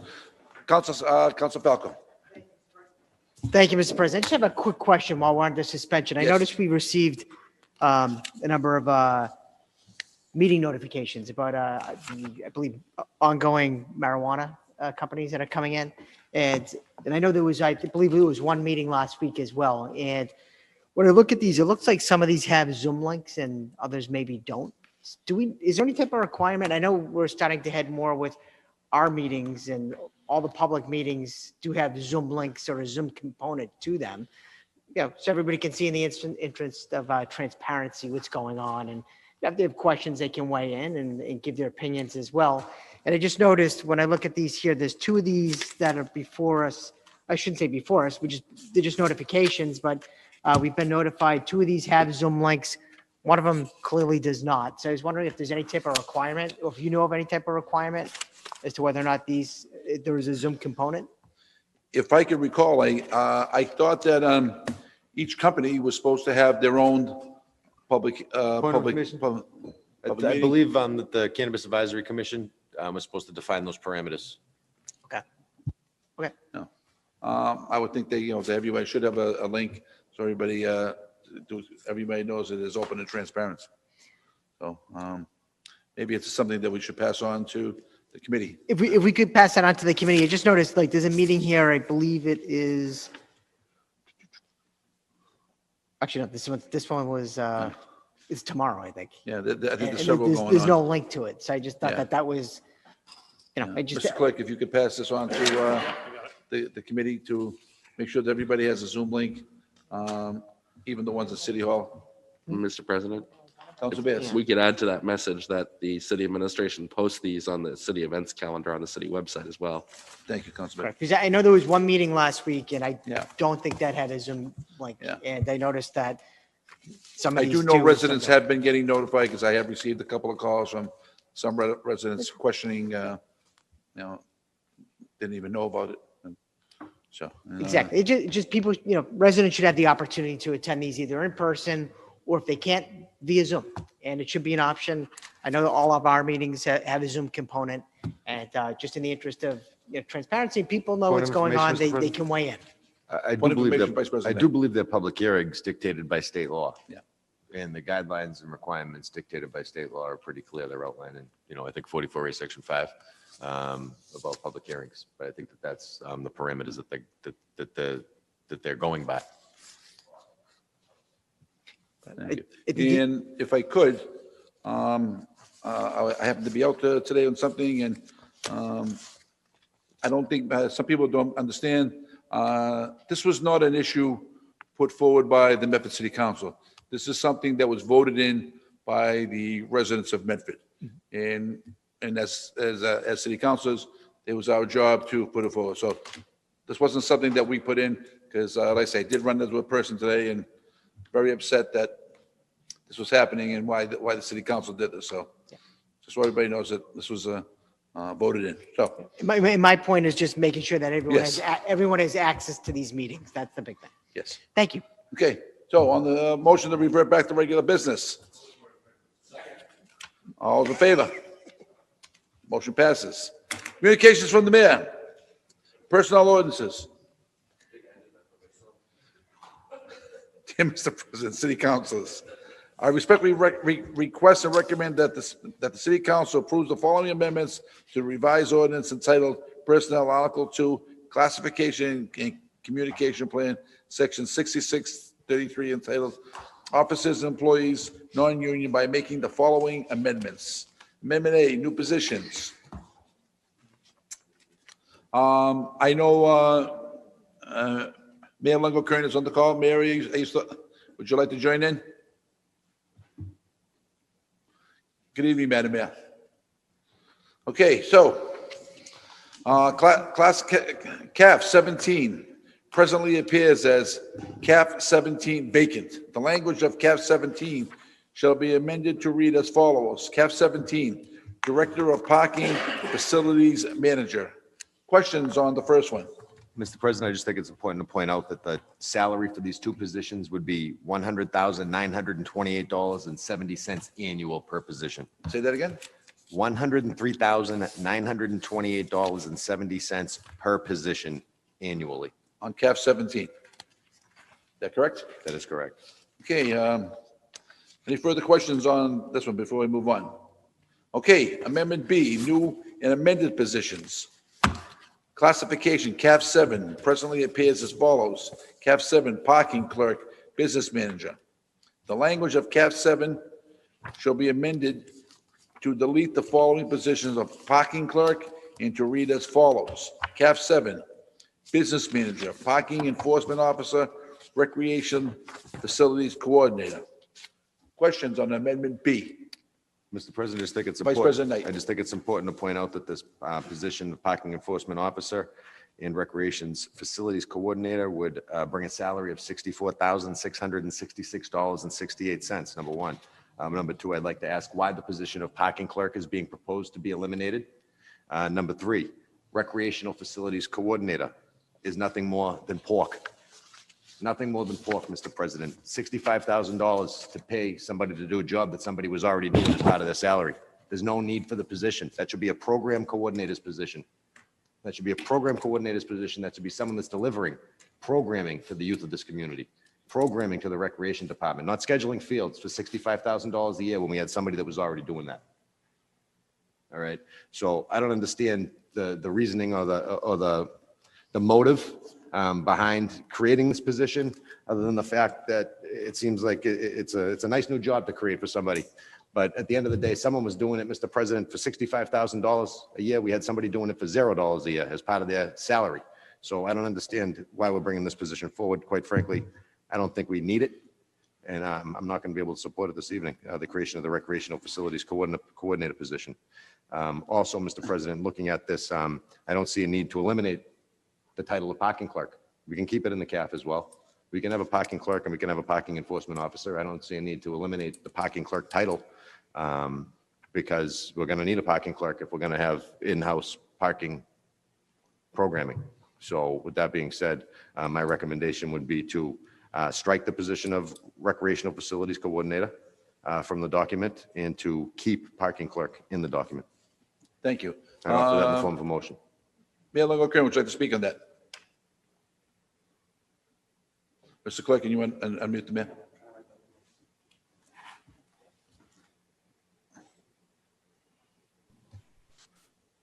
Thank you, President Carviallo and members of the City Council. I'm here to support the paper, all except the title change part for the payroll director. I'm sorry. Madam Mayor, Amendment B. Did you want to speak on anything on Amendment B? I'm here for the entire paper. I think it's important to fulfill the promise I made to get as many positions as I could. CAF changed accordingly so we can move forward. And that's why I am here tonight. I think with regards to that one issue with the facilities coordinator recreation, this will be a fourth position in the recreation department. One that will alleviate some of the job duties of, one person having a full-time job, coordinating the Field of Dreams, and who also is trying to handle Hormel and the rink. There's nothing whatsoever against that person. That's a whole lot of duties that have been thrown on one person over the last several years, especially during tough economic times. What we're trying to do here is create programming year-round for LeConte Rink, which we feel is definitely people are excited about, people want to see happen. So that is important for us. We want to create more recreational programming in all the free hours that are available at the rink, as well as somebody to handle Hormel. So this would be a program coordinator type position anyway, labeled Recreation Facilities Coordinator. Vice President Knight. So the program coordinator position, we're just going to call it a facilities coordinator position. So I guess they're not going to be doing the duties that they're assigned. Or they are, I'm confused. But in terms of the year-round programming at LeConte Rink, it's been brought to my attention, there's been a lot of discussion about privatizing LeConte Rink and a long-term lease agreement with the Boston Imperials to allow them to use this as their home rink. Is there any truth to that? Not that I've had conversations about, no. No conversations at all about the privatization of LeConte? About having the Imperials, I'm not aware of the Imperials. I did have conversations probably right before COVID with Tufts University, maybe doing some work and taking some hours weekly. But I myself am not aware of anything with regards to the Imperials. But, so I'm talking about privatization of rink operations, whether it be the Boston Imperials or anybody else. Has there been a discussion about privatizing the rink operations? Other than maybe a 2 to 5 minute conversation between the rec director and myself because of one person reaching out, no. Okay. Any further discussion on Amendment B? Council Knight, did you want to make an I would amendment? like to offer that in the form of a motion, Mr. President. So your motion was to, Strike the position Recreation and Facilities Coordinator. The mayor just said it's really going to be a program coordinator's position anyway. We already have a title for that. I didn't know. No, this is a recreation facilities coordinator. I would say that is the majority of the job because there is a ton of programming already for Hormel that needs to be organized, as well as LeConte Rink. But we're hoping to open the rink year round and create some recreational programming, whether that would be through Kevin and Danny and Kate on the side, but it would still be the recreation facilities coordinator that would obviously be a bit of a part of that.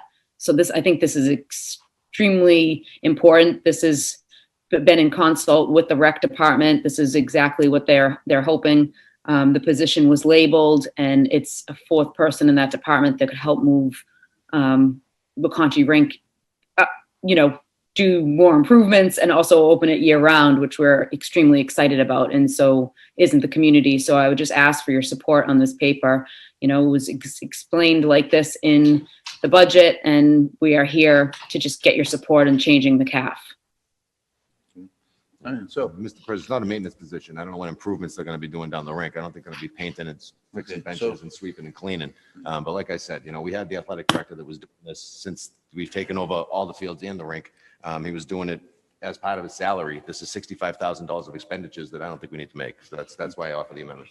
so Councilor Knight has amended Amendment B to remove the Recreation Facilities Coordinator And to keep the parking clerk position. and to keep in the CAF. parking clerk. Before the roll's called, if I can just add one thing, I don't know if I'm incorrect, but I think you might be talking about step 5 on the salary that you're mentioning, Councilor Knight. Is that So part of the cap? step one would be about, if I'm correct, 53-7.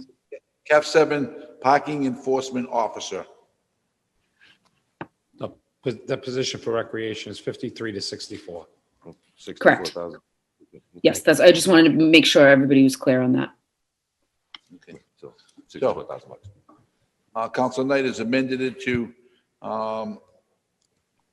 remove the facility, recreation facilities coordinator and keep the parking enforcement officer. Mr. President, if I can. Council Scarpelli. I completely understand what Council Knight's going with this, but I think that looking at the description and talking to the director, I think that this person's role, not only opening the rink full-time, full year, but also providing much-needed programming with the middle school sites on site and having a dedicated person there to assist with that. So, it's sometimes you try to look at the benefits and something that you feel that I know what Council Knight's feeling and the reason why, but I think that this is a beneficial position, something that I'll be supporting tonight. Point of information. I'm not saying don't put a fourth person in recreation. I'm just saying make it a program coordinator. We don't need to hire a $65,000 scheduler when we had someone doing it for free. I want the department to grow. I want them to have more personnel. I just want the personnel to be utilized in a position where we're delivering a service to the public. Thank you. Good evening. Name and address of the record, please. Microphone's not on. Oh, that's him. Actually Okay, talking. there you go. There we go.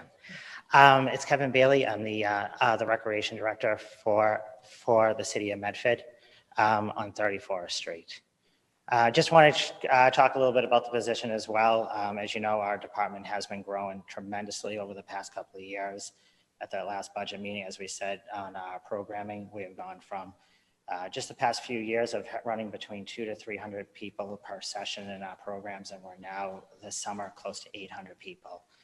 So our department itself has really grown tremendously. With this new change, we are going to be running Hormel and Laconia Rink. And we know that the person who was in charge previously had an enormous amount of work on his plate. I give them really good credit on the amount of work that he had to do.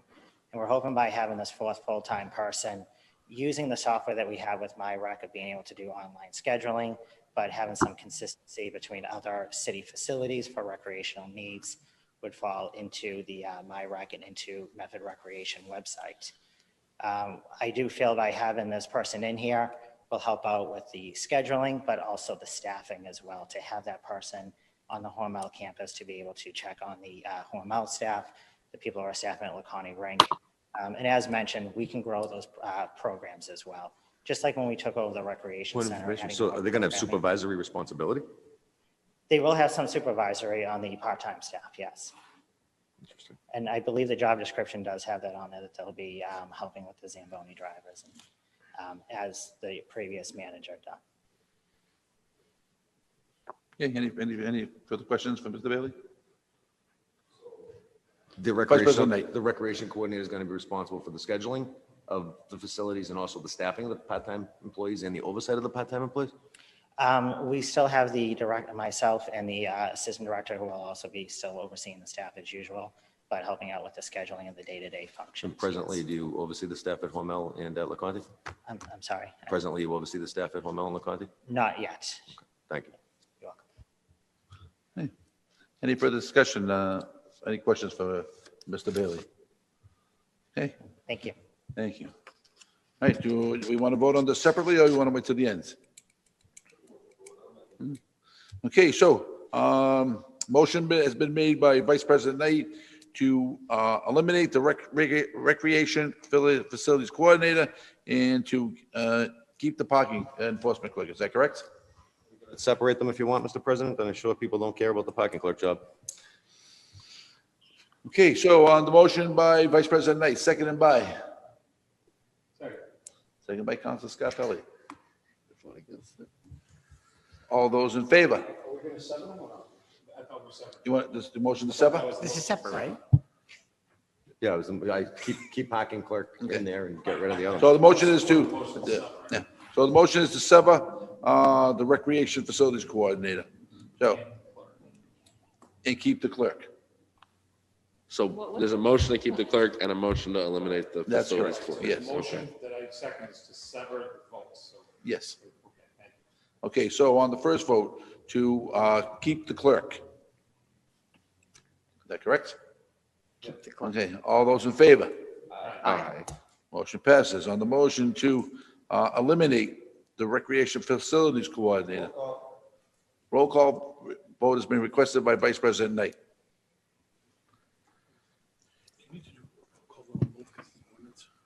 I would think, yeah. No. Do the recreation, so please call the call.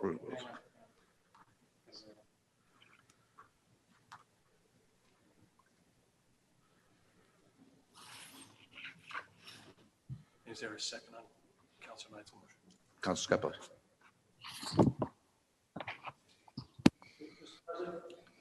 Scarpelli. Council Marks. Just if I can ask too, was there money allocated in the budget for a parking clerk? Was there a line item that at least had $1 in it? Madam Mayor? Yes, there is. Okay. Yes, there is, Council Marks. I'm ready whenever you are. Okay, call the roll. Councilor Bears. No. Councilor Falco. No. Vice President Knight. Yes. Councilor Marks. Yes. Councilor Morell. No. Councilor Scarpelli. No. President Carviallo. No.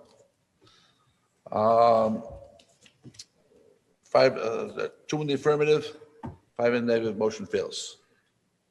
Okay, Amendment C, new positions. Classification, CAF 19, presently appears as follows. CAF 19, City Clerk, Treasurer Collector, Director of Budget, CPO, Director of Public Health and Other Services, and Chief Assessor. The language of CAF 19 shall be amended to delete the position Director of Budget, CPO, and to appear as the following, as follows. CAF 19, City Clerk, Treasurer Collector, Director of Public Health and Elder Services, Chief Assessor, Chief People Officer.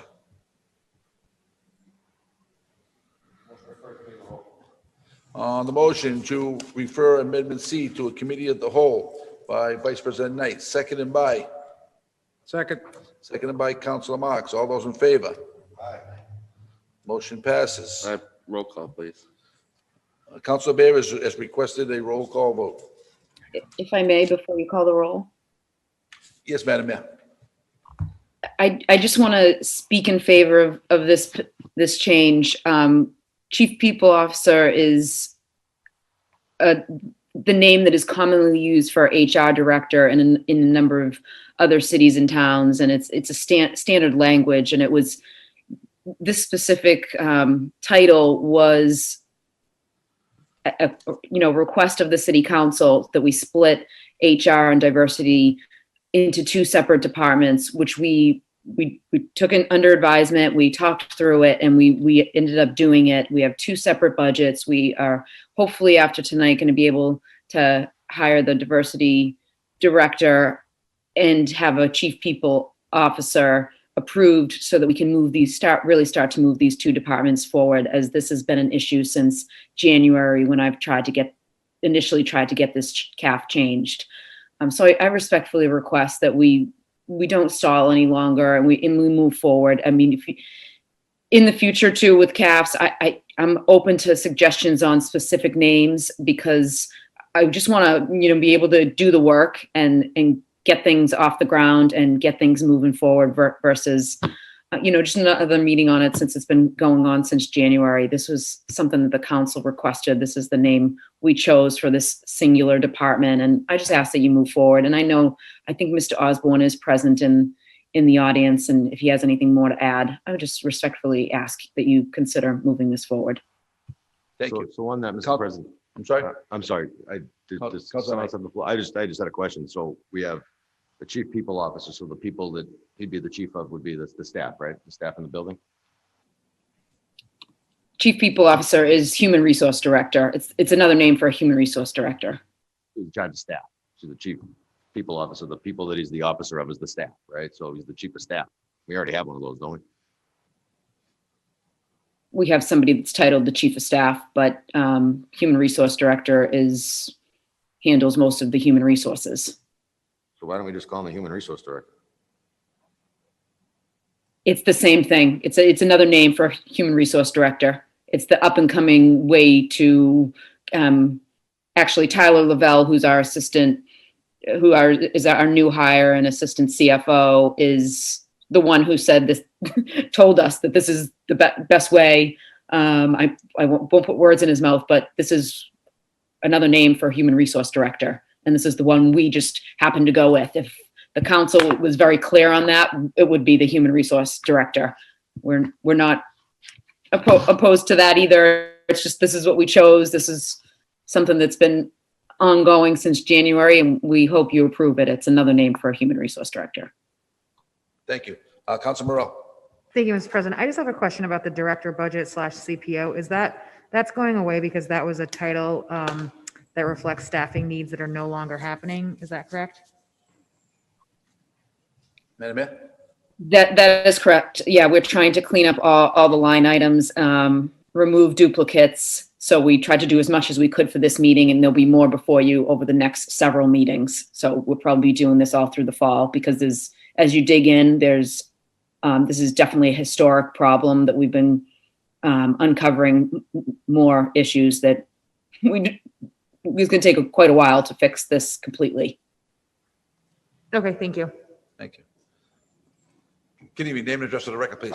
Good evening, Council President. My name is Neil Osborne, and I am currently in the position of not having a title.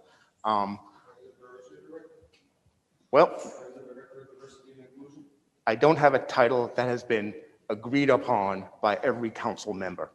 I have been working for the city for more than 4 years. When there was an opportunity asked of me to do additional work, I readily agreed to do it. The mayor of the city has come before you with different title changes. At the time when she took over as the new mayor, there were 3 individuals that took on additional workloads, and they were acting. I was one of them.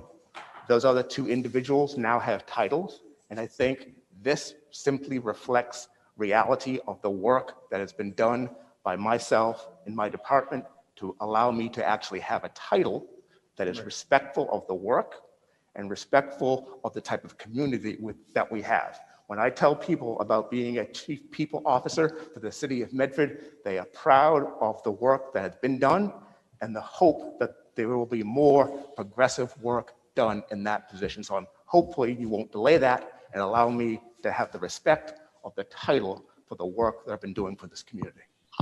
Thank you. Mr. President, I certainly have no Vice problem. President Knight. I certainly have no problem with the title. It's the rate of compensation that I question. Council President, this is only reflecting the 2 budgets you've passed for the past 2 years. It simply makes it the reality of the budgets you've passed already twice, 2 years in a row. Right, Mr. President, Council Marks? but the position titles have changed. Do you not agree with that? Well, the position titles have not been finalized. They have changed, correct? So 2 months ago, we were talking about having a diversity / human resource, and you spoke in favor of that. Now we're having a people person, chief people officer. Chief people officer. Chief people officer, and you're speaking in favor of that. The one consistent thing has been your salary has increased from day one. That's been the one consistent thing. So you may not have a title, but your salary has been consistent over that period of time. That was not approved by this council. That was not approved by this council. And according to the city solicitor, it needed to be approved. To the council. And that's not up for debate. That is the city solicitor's legal opinion. To which is the council not up president. for debate. But the work never changed. The amount of work I have done for the city absolutely has not changed. I'm not questioning your work. I'm not questioning your work. I'm not questioning your ethics. I'm not questioning any of that, just so you know, Mr. Osborne. But my question is regarding policy and procedure. And clearly, the policy and procedure has not been followed by this administration. And that's what we're trying to get to the bottom of. So even though there may be a sense of frustration because the title is not there, there is a process that we have to follow. We would admit to having a process in place and needing to follow it. And that has not happened. To the council president, is not this the process that the amendments are being brought to the council? And I think that's what is being asked of all of you, is to adopt what has happened in the past, to reflect the work and to reflect that this particular job needs a title. In the process, if Point I of could, information, Vice President Knight. Has the work that Mr. Durham has done been reflected in his compensation? Has he been made whole? Mr. President, is that the issue here? Yes. So he's not owed from 2/1/20 to 7/9/20? Vote on That is first of all, that's a personnel matter. It's not on the table right now. You don't want to violate open meeting law. Huh?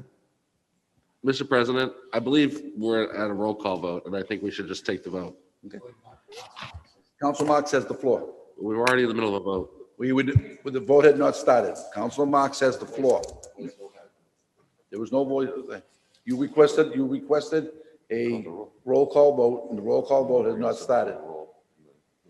So Council Marks still has the floor. Mr. President, I just wanted to make the point, Mr. President, that I, as one member, I can't speak for my colleagues, was never opposed to creating a position title. What I was opposed to, Mr. President, is paying someone out of a CAF, that was never approved by this council. And that's always been the way it's been working in this community. And that's no fault of Mr. Osborne. And I'm not It's even not his referring fault. to Mr. Osborne, because there are other positions as well. And those positions are eventually going to be before us as well, Mr. President. So this has nothing to do with Mr. Osborne. He happened to come up here tonight because he was probably asked by the mayor to come up. But this has nothing to do with the person in the position, Mr. President, but all to do with following policy and procedure, which is very important in the community, because if that doesn't happen, things can go astray. And I don't want things to go astray, Mr. President. Thank you. President, Council Scarpelli. if I can't, and I thank you for Mr. Oswald being here. I understand what you're saying, but my confusion comes in as we debated the position, the diversity position, and debated the process of the CAF and how it went, is that you did do the work, and I appreciate the hard work that you've done, and you were compensated for that. But as we're moving forward to creating a new CAF, my hesitancy is that the CAF was, the numbers were created for a position that held something in my eyes that, if it was done correctly in the past and it presented to us, whereas the head of diversity, head of human resources, to be paid at that level, I can see that there's the reasoning for that. But as we're moving forward and changing the name to Chief People Officer, which is same as Human Resource Officer, which now takes away the human diversity, position, it really, to me, that's where the reason why I would want just more clarification, more understanding of the budget process and how that job will work with the committee of the whole meeting. That's why, I know that it's frustrating. I know you've done the work, but you also have to understand that this council is frustrated too in the process and how this was handled. So again, this is no reflection from me personally to you. I think I've said it 1,000 times, you do an amazing job. I just think the process and understanding the funding mechanism and how it was presented one way with the same number, and then it was changed with a position that I thought was equally as important, but the numbers stayed the same. So this is why I'm a little hesitant. That's for my vote tonight. So thank you. Vice President Knight. And also, I think it's important to point out, Mr. President, when the administration first presented the idea or the theory to merge diversity and human resources in January of 2020, this council opposed it. We asked, we said, is this a conflict of interest? The city solicitor came back with an opinion that, said it is, but it isn't, but it is, but it isn't. So then we said, we're opposed to that. And we sat down and we made our council priorities. And when we made our council priorities, we said we wanted a standalone diversity director. And then we got a budget, and the budget didn't have that. The budget didn't have that. And then on June 30th, the last day of the fiscal year, we were presented a budget, and the budget bifurcated the positions and said, hey, we gave you what you wanted, vote for it now. This was something that was a year and a half in the making. It shouldn't have been done in the 11th hour. Mr. President, Council Bears. I believe this city for a very long time had a director of personnel at CAF 21, which conducted many of the duties that we're talking about now for the chief people officer. I think the CAF 19 is more than an acceptable rate of pay, considering there was a comparable position that was in an even higher CAF previously. I think we should just, Point of information? I would think we should have this. What I information? think we should have a Vice vote. President That comparable CAF 21 position was the director of budget and personnel. That was Richard Lee. So he handled all the budget direction and all the personnel direction in this community. Now we have 3 people that do that to the tune of $300 and something thousand. We had 1 person that did it for 90. I believe there were people who were in that position after the fact of Richard Lee who did not do all the budget work, and that there was a budget CPO position at the same time. That's correct. Okay, so Councilor Bears.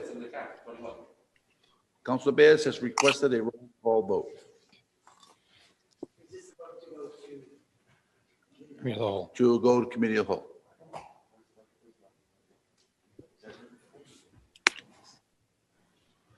Mr. Clerk, please call the roll.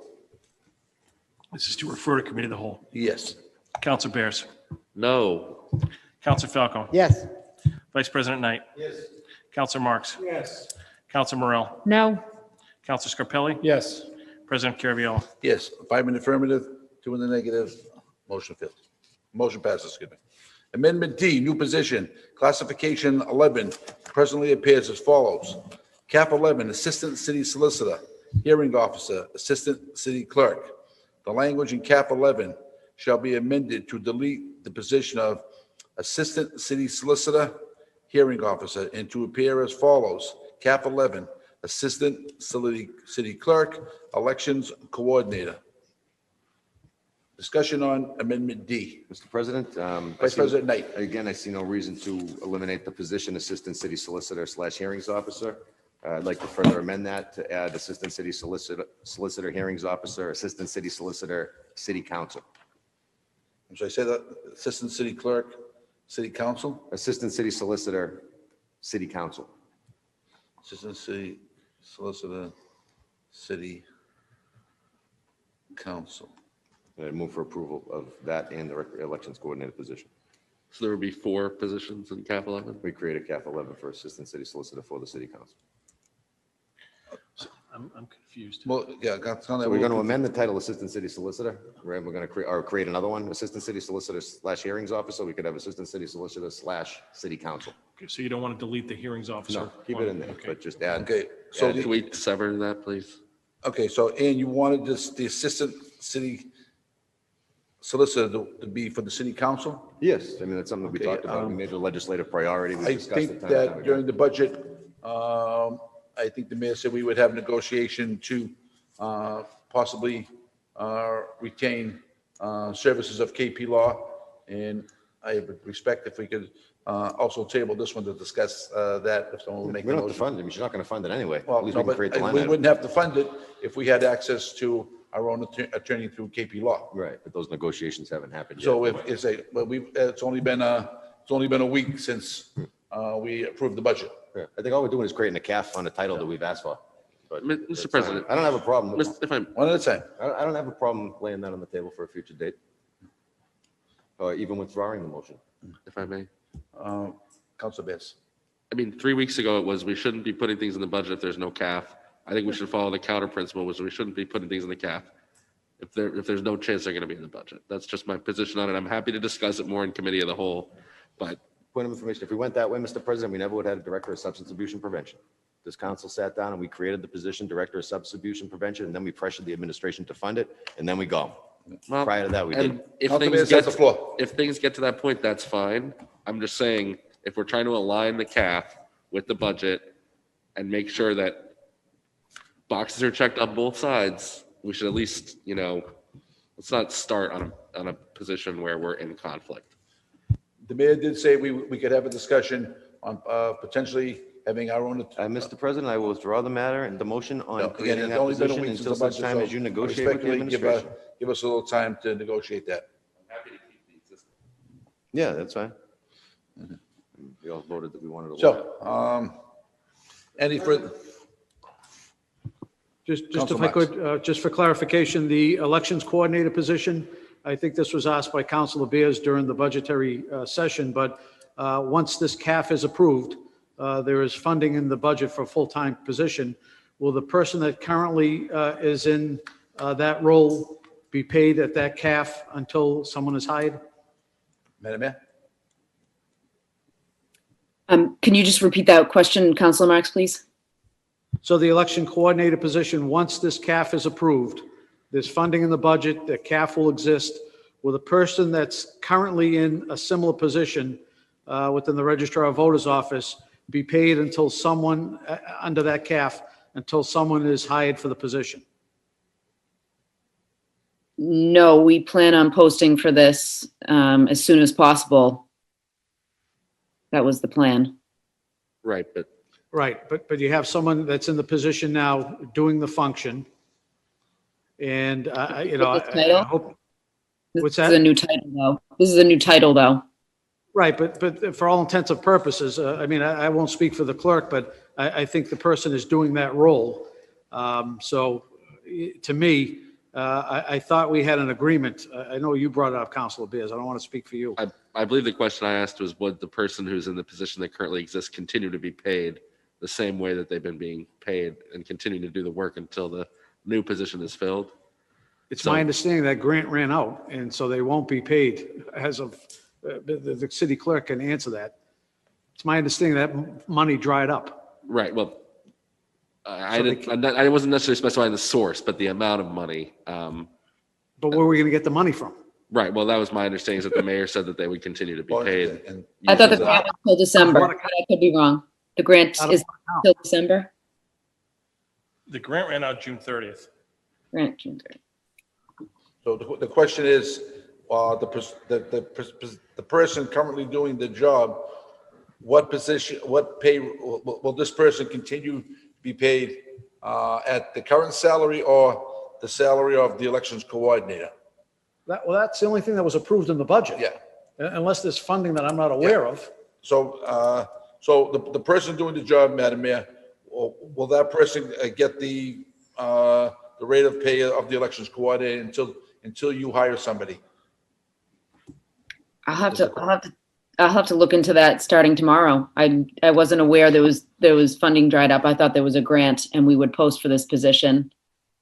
So put it, possible. Mr. President, What if the- information, if the- Councilor Marks? if the grant dried up at the end of June and we're already 2 weeks into July, how is this person being paid?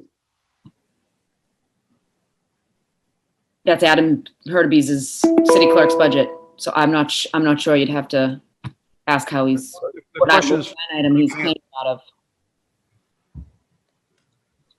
Mr. Clerk, maybe you Mr. can Clerk. answer that question. The only thing I can say in terms of any clarification is that when Councilor Bears asked 2 weeks ago if the person who was in the position could stay in that position until the position is filled permanently, and if that person was still going to be paid, and the mayor said yes, and then the council voted to approve that budget, I took that as direction that we were going to keep paying that person through the process.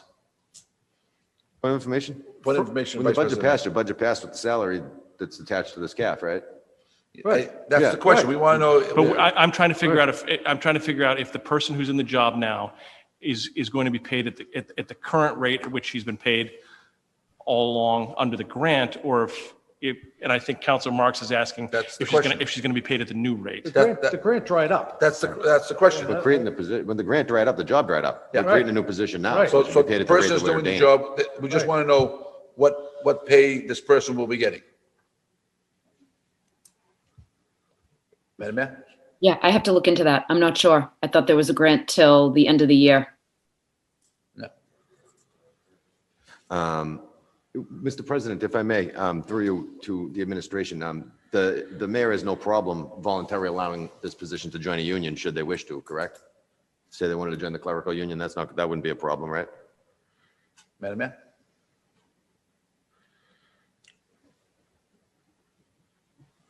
That hasn't been brought to my attention. I don't know. Or I guess the question would be, what would be your This objection? to this confidential, position? so we'd have to go through it with our city solicitor. Yeah, What would your there's many jobs that have been added to the union, so I don't usually object. And I mean, because I don't think that this job has any confidential responsibilities in terms of personnel. Can I clarify something, Vice President? Go for it, brother. I know that the assistant city clerk is not a member of the union. And it was at the same, classified as at the same cap as the assistant city clerk. So I know that she gave up her union position when she was promoted into the assistant city clerk. And when I made my budget request, I deliberately structured it along a parallel title, a parallel cap with the assistant city clerk. Okay, but she doesn't have. I envisioned it to be a supervisory position. I did not envision it to be a union position because the assistant city clerk is not in a union. The duties and responsibilities reflect a situation that would preclude them from being able to join the union, I guess is the question. That I don't know the answer to. I would have to look into that. Thank you. Yeah, we'd have to check with the clerical union. I mean, you would think potentially the clerical union. So is this a higher salary than, you would have to, Getting better with there the would be a few inspection. things we'd have to check. I think that they should be a better fit for the contract we just passed tonight. Okay, so, all right. Amendment D. Chair, what's the motion?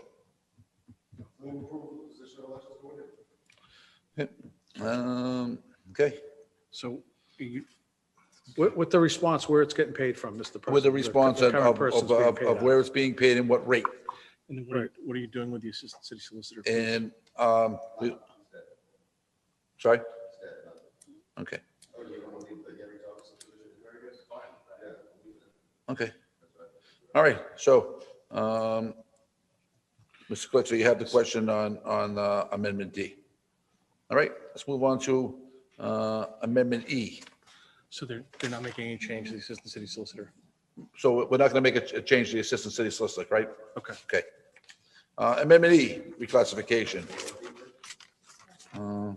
Which is, I think the amendment is that we do not delete the position of assistant city solicitor / hearing. right, so we're not doing anything there, we'll leave it alone. Well, all we're doing is asking for the question on the elections coordinator, on the rate of pay that the person will be receiving. Right, I'm just saying that Yeah. the final CAF would read CAF 11, assistant city solicitor / hearing officer, assistant city clerk, and elections coordinator. So that's what I'm trying to get clarified. Are you deleting? We're not deleting anything, we're just. So you we're have not- to, so you have to move to keep that in there, don't you? Right, It's in there. So we're gonna keep it in there. So we're gonna vote on that motion. right. So we're gonna vote on the motion to keep the Assistant City Solicitor Hearing Officer, am I that correct? Yes. Okay. Mr. Clerk, please call the roll on that.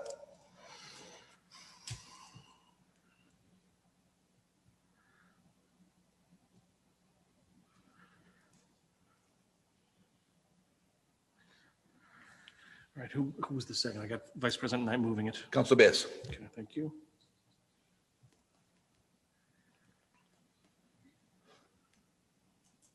Counselor Bears. Yes. Counselor Falco. Yes. Vice President Knight. Yes. Counselor Marks. Yes. Counselor Morrell. Yes. Counselor Scarpelli. Yes. President Caraviallo. Yes, 7 in affirmative, motion passes. Amendment E, reclassification. Classification, cap 15, presently appears as follows. Cap 15, seal of weights and measures, Recreation Director, Director of Energy and Environment, Director of Communications, Director of Economic Developments. The language of cap 15 shall be amended to delete the position of seal of weights and measures and to appear as follows. Cap 15, Recreation Director, Director of Energy and Environment, Public Health Nurse, Director of Communications, Director of Economic Developments. Discussion on E. On the motion by Council Vice President Knight to refer to committee of the whole, seconded by Council Marks. All those in favor? Aye. All those opposed? Is that one no, one opposed? Mr. Cook, please call the roll. I'm in doubt on that one. Council Bears. Council Falco. Yes. Vice President Knight. Yes. Council Marks. Yes. Council Morel. No. Council Scarpelli. President Carviallo. Yes. 4 in the affirmative, 3 in the negative. Motion passes. Committee of whole. If I may, before we- next one, President Carviallo, if I could just withdraw the Amendment G title change for now. Withdraw, okay. Wait. All right, Amendment F. Classification H9A states that it applies as follows. H9A, public health nurse. The language of classification H9A shall be eliminated in its entirety. Discussions on Amendment F. Motion to refer to committee of the whole, since Amendment E was also referred to committee of the whole. Okay, so Councilor Bears has requested that Amendment F has been referred to a committee of the whole, seconded by Vice President Knight. All in favor? Aye. Motion passes. Mayor Longo-Kern has withdrawn Amendment G. And I think that's it. Mr. President, Did I miss anything here? I think Nope. that's it. do we need to vote on the whole thing? So we need to vote on the whole thing as a package, yeah. Mr. President, Council Marks. just for my edification, have all newly created positions been advertised, Mr. President? Madam Mayor? All newly created positions? Madam Mayor?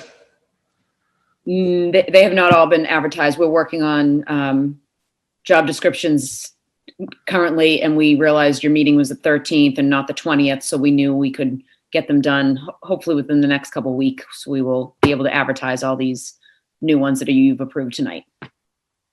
Right, so even positions that people may be currently holding right now, those positions have not been advertised? Which one specifically? Well, if we have a newly created position, I don't want to call out any particular position, but if there's a newly created position, have they all been advertised? They have not. They have I was not. waiting for staffs to be approved. So we potentially have people in roles where a position has not been advertised.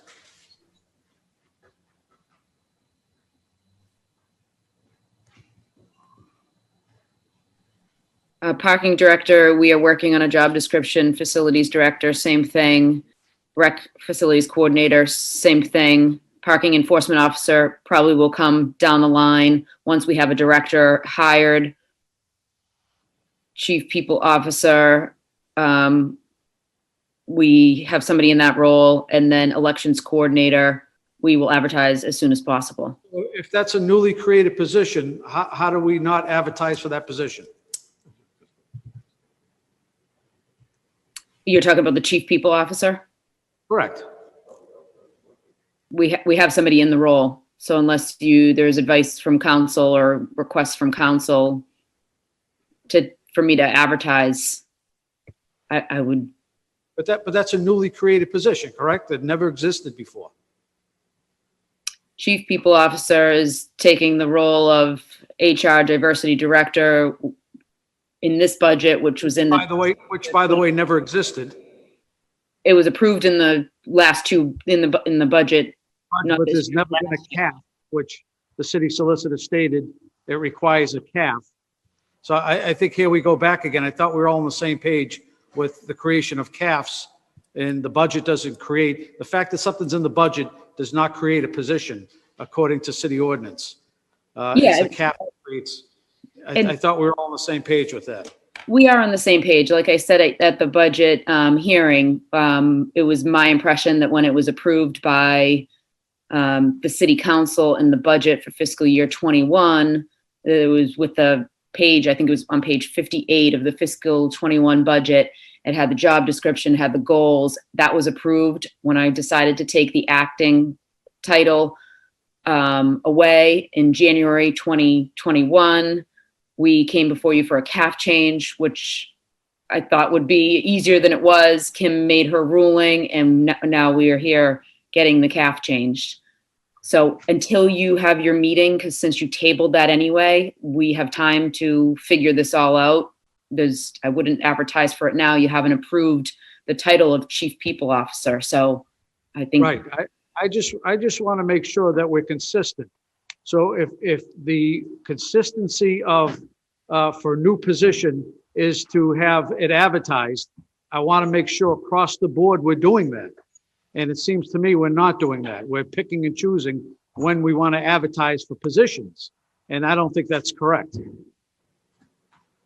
Then please, at your committee meeting, when you decide on what title you would like to recommend and what, if you'd like it to be posted, then we will take that under advisement. Okay. Well, I thought every new position has to be posted, but maybe I'm mistaken.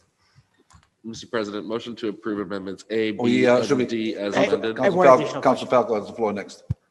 Thank you, Mr. President. Council Falco. Thank you, Mr. President. I just have a question regarding the payroll director. So is that, I know that's been withdrawn, so does that position still exist? That payroll director, I'm asking for you to withdraw it. So And are we we'll not come back before you for the August meeting with additional, hopefully many additional CAF changes as we're trying to clean things up. Mayor Longo-Kern, I apologize. I didn't hear that response. Could you please repeat that? I'm asking you to withdraw the payroll director while we work on a number of other different CAF changes. So we'll have another proposal before you in August. No, nobody's in that role, Council Falcon.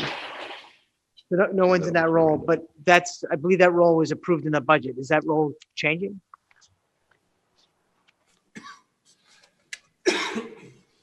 Is this maybe not going to be a director's position? Yeah, That's we want to take a look at all the treasurer collectors' salaries and make sure they are coordinated correctly. okay. So that'll be addressed in the upcoming meeting. August meeting, yes. Okay, thank you. Council Scarpelli.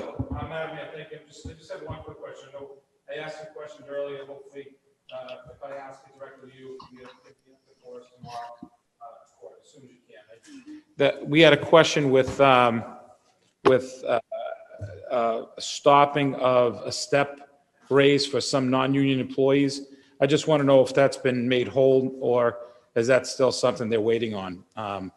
I think it was told to them that it was frozen because of the COVID or I just, is that have been fixed and have been adjusted, so. You approved the fiscal year 22 budget, which included one step for each non-union employee, correct? Oh, no, okay. For but I know 22, for that- but it 22. was 22, but I know that I got a few phone calls from a few non-union members that said that they were due a step raise back in December 21. And they were told that because of the COVID, they would not be given that step raise. And some of those were at the highest point. So it made a big difference on their way of the quality of life. So if we could just look into that and see if we get some clarification on that, would be great. Okay, and Madam Mayor, are there any positions that are still outstanding that are not in this list that we have to add? Yeah, like I said before, this has been a historical 40-year problem. So between the duplicates, trying to clean things up, I think we're going to have CAF changes and recommendations for you over the next several months. And Madam Mayor, so I can schedule the council of the whole meeting. How much time do you think you'll need? So I can I can plan it when we should have our Point of meeting. information, Mr. President? I see no reason to schedule a committee of the whole on these if we're not going to have the other titles before us that we might want to have a committee of the whole on as well. Okay. These were the most important. I mean, these were the ones that are new type positions in the budget. So that's what we wanted to take before you first.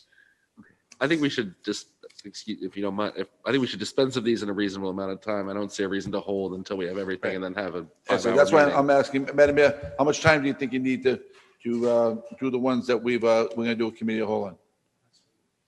A No, couple I of think, weeks? I think you can schedule a meeting, a committee of the whole meeting on these anytime in the next couple weeks. So 2 weeks would be sufficient time for you? 2 weeks would be sufficient Yeah, time for you? yeah, there's no hold up on my end for these positions. Like I say, it is during the summer, so I just want to make sure that everyone is is able to. Our next meeting is until, Mr. Clerk, August 17th. August 17th, so that's a month away.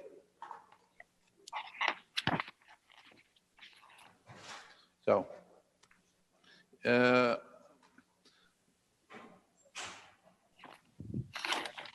so we'll do it at 5:30 on the 17th, Madam Mayor? That'll give everybody enough time? Oh, you can schedule your committee of the whole anytime. All right, I'll let your office know. All right, so Councilor Bears, you had a motion on the floor. My motion was to approve amendments A, B, and D as amended. Seconded by Vice President Knight. Mr. Clerk, please call the roll.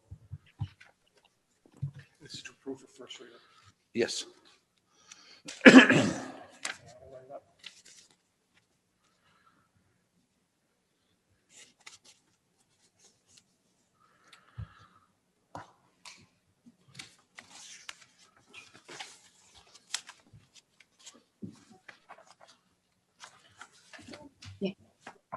Okay, to approve amendments A, B, and D as amended for first reading. Yep. Yes.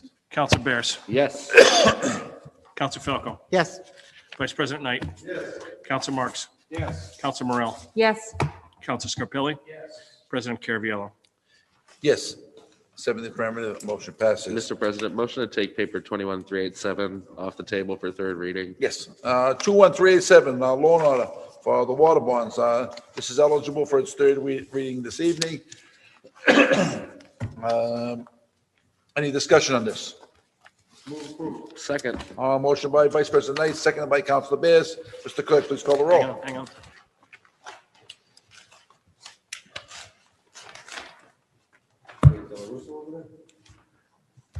Not ripping yet.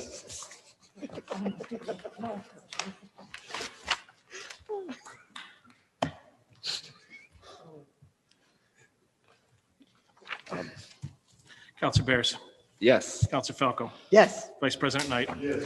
Counselor Marks. Yes. Counselor Morell. Yes. Counselor Scarpelli. Yes. President Caraviallo. Yes, 7 affirmative, motion passes. Motion is taken its third reading. Records. Anything else before we go to the records? Anybody? No committee reports. Do we have a committee report? I believe there are. There are no committee reports that I see here. Councilor Bears, thank God. Records. A special meeting on June 25th, 2021, we passed to Councilor Bears. Councilor Bears, how did you find those records? I found them adequate and move approval. The motion of Councilor Bears for approval, seconded by Councilor Scarpelli. All those in favor? Aye. All those opposed? Records of the meeting of June 29th, 2021, will pass to Councilor Falco. Councilor Falco, how did you find those records? I reviewed the records. They appear to be in order and I move approval. The motion by Councilor Falco, seconded by Councilor Scarpelli. All those in favor? All those opposed? Motion passes. Motion to adjourn by Vice President Knight, seconded by Councilor Bears. All those in favor? All those, motion passes. See everybody tomorrow night.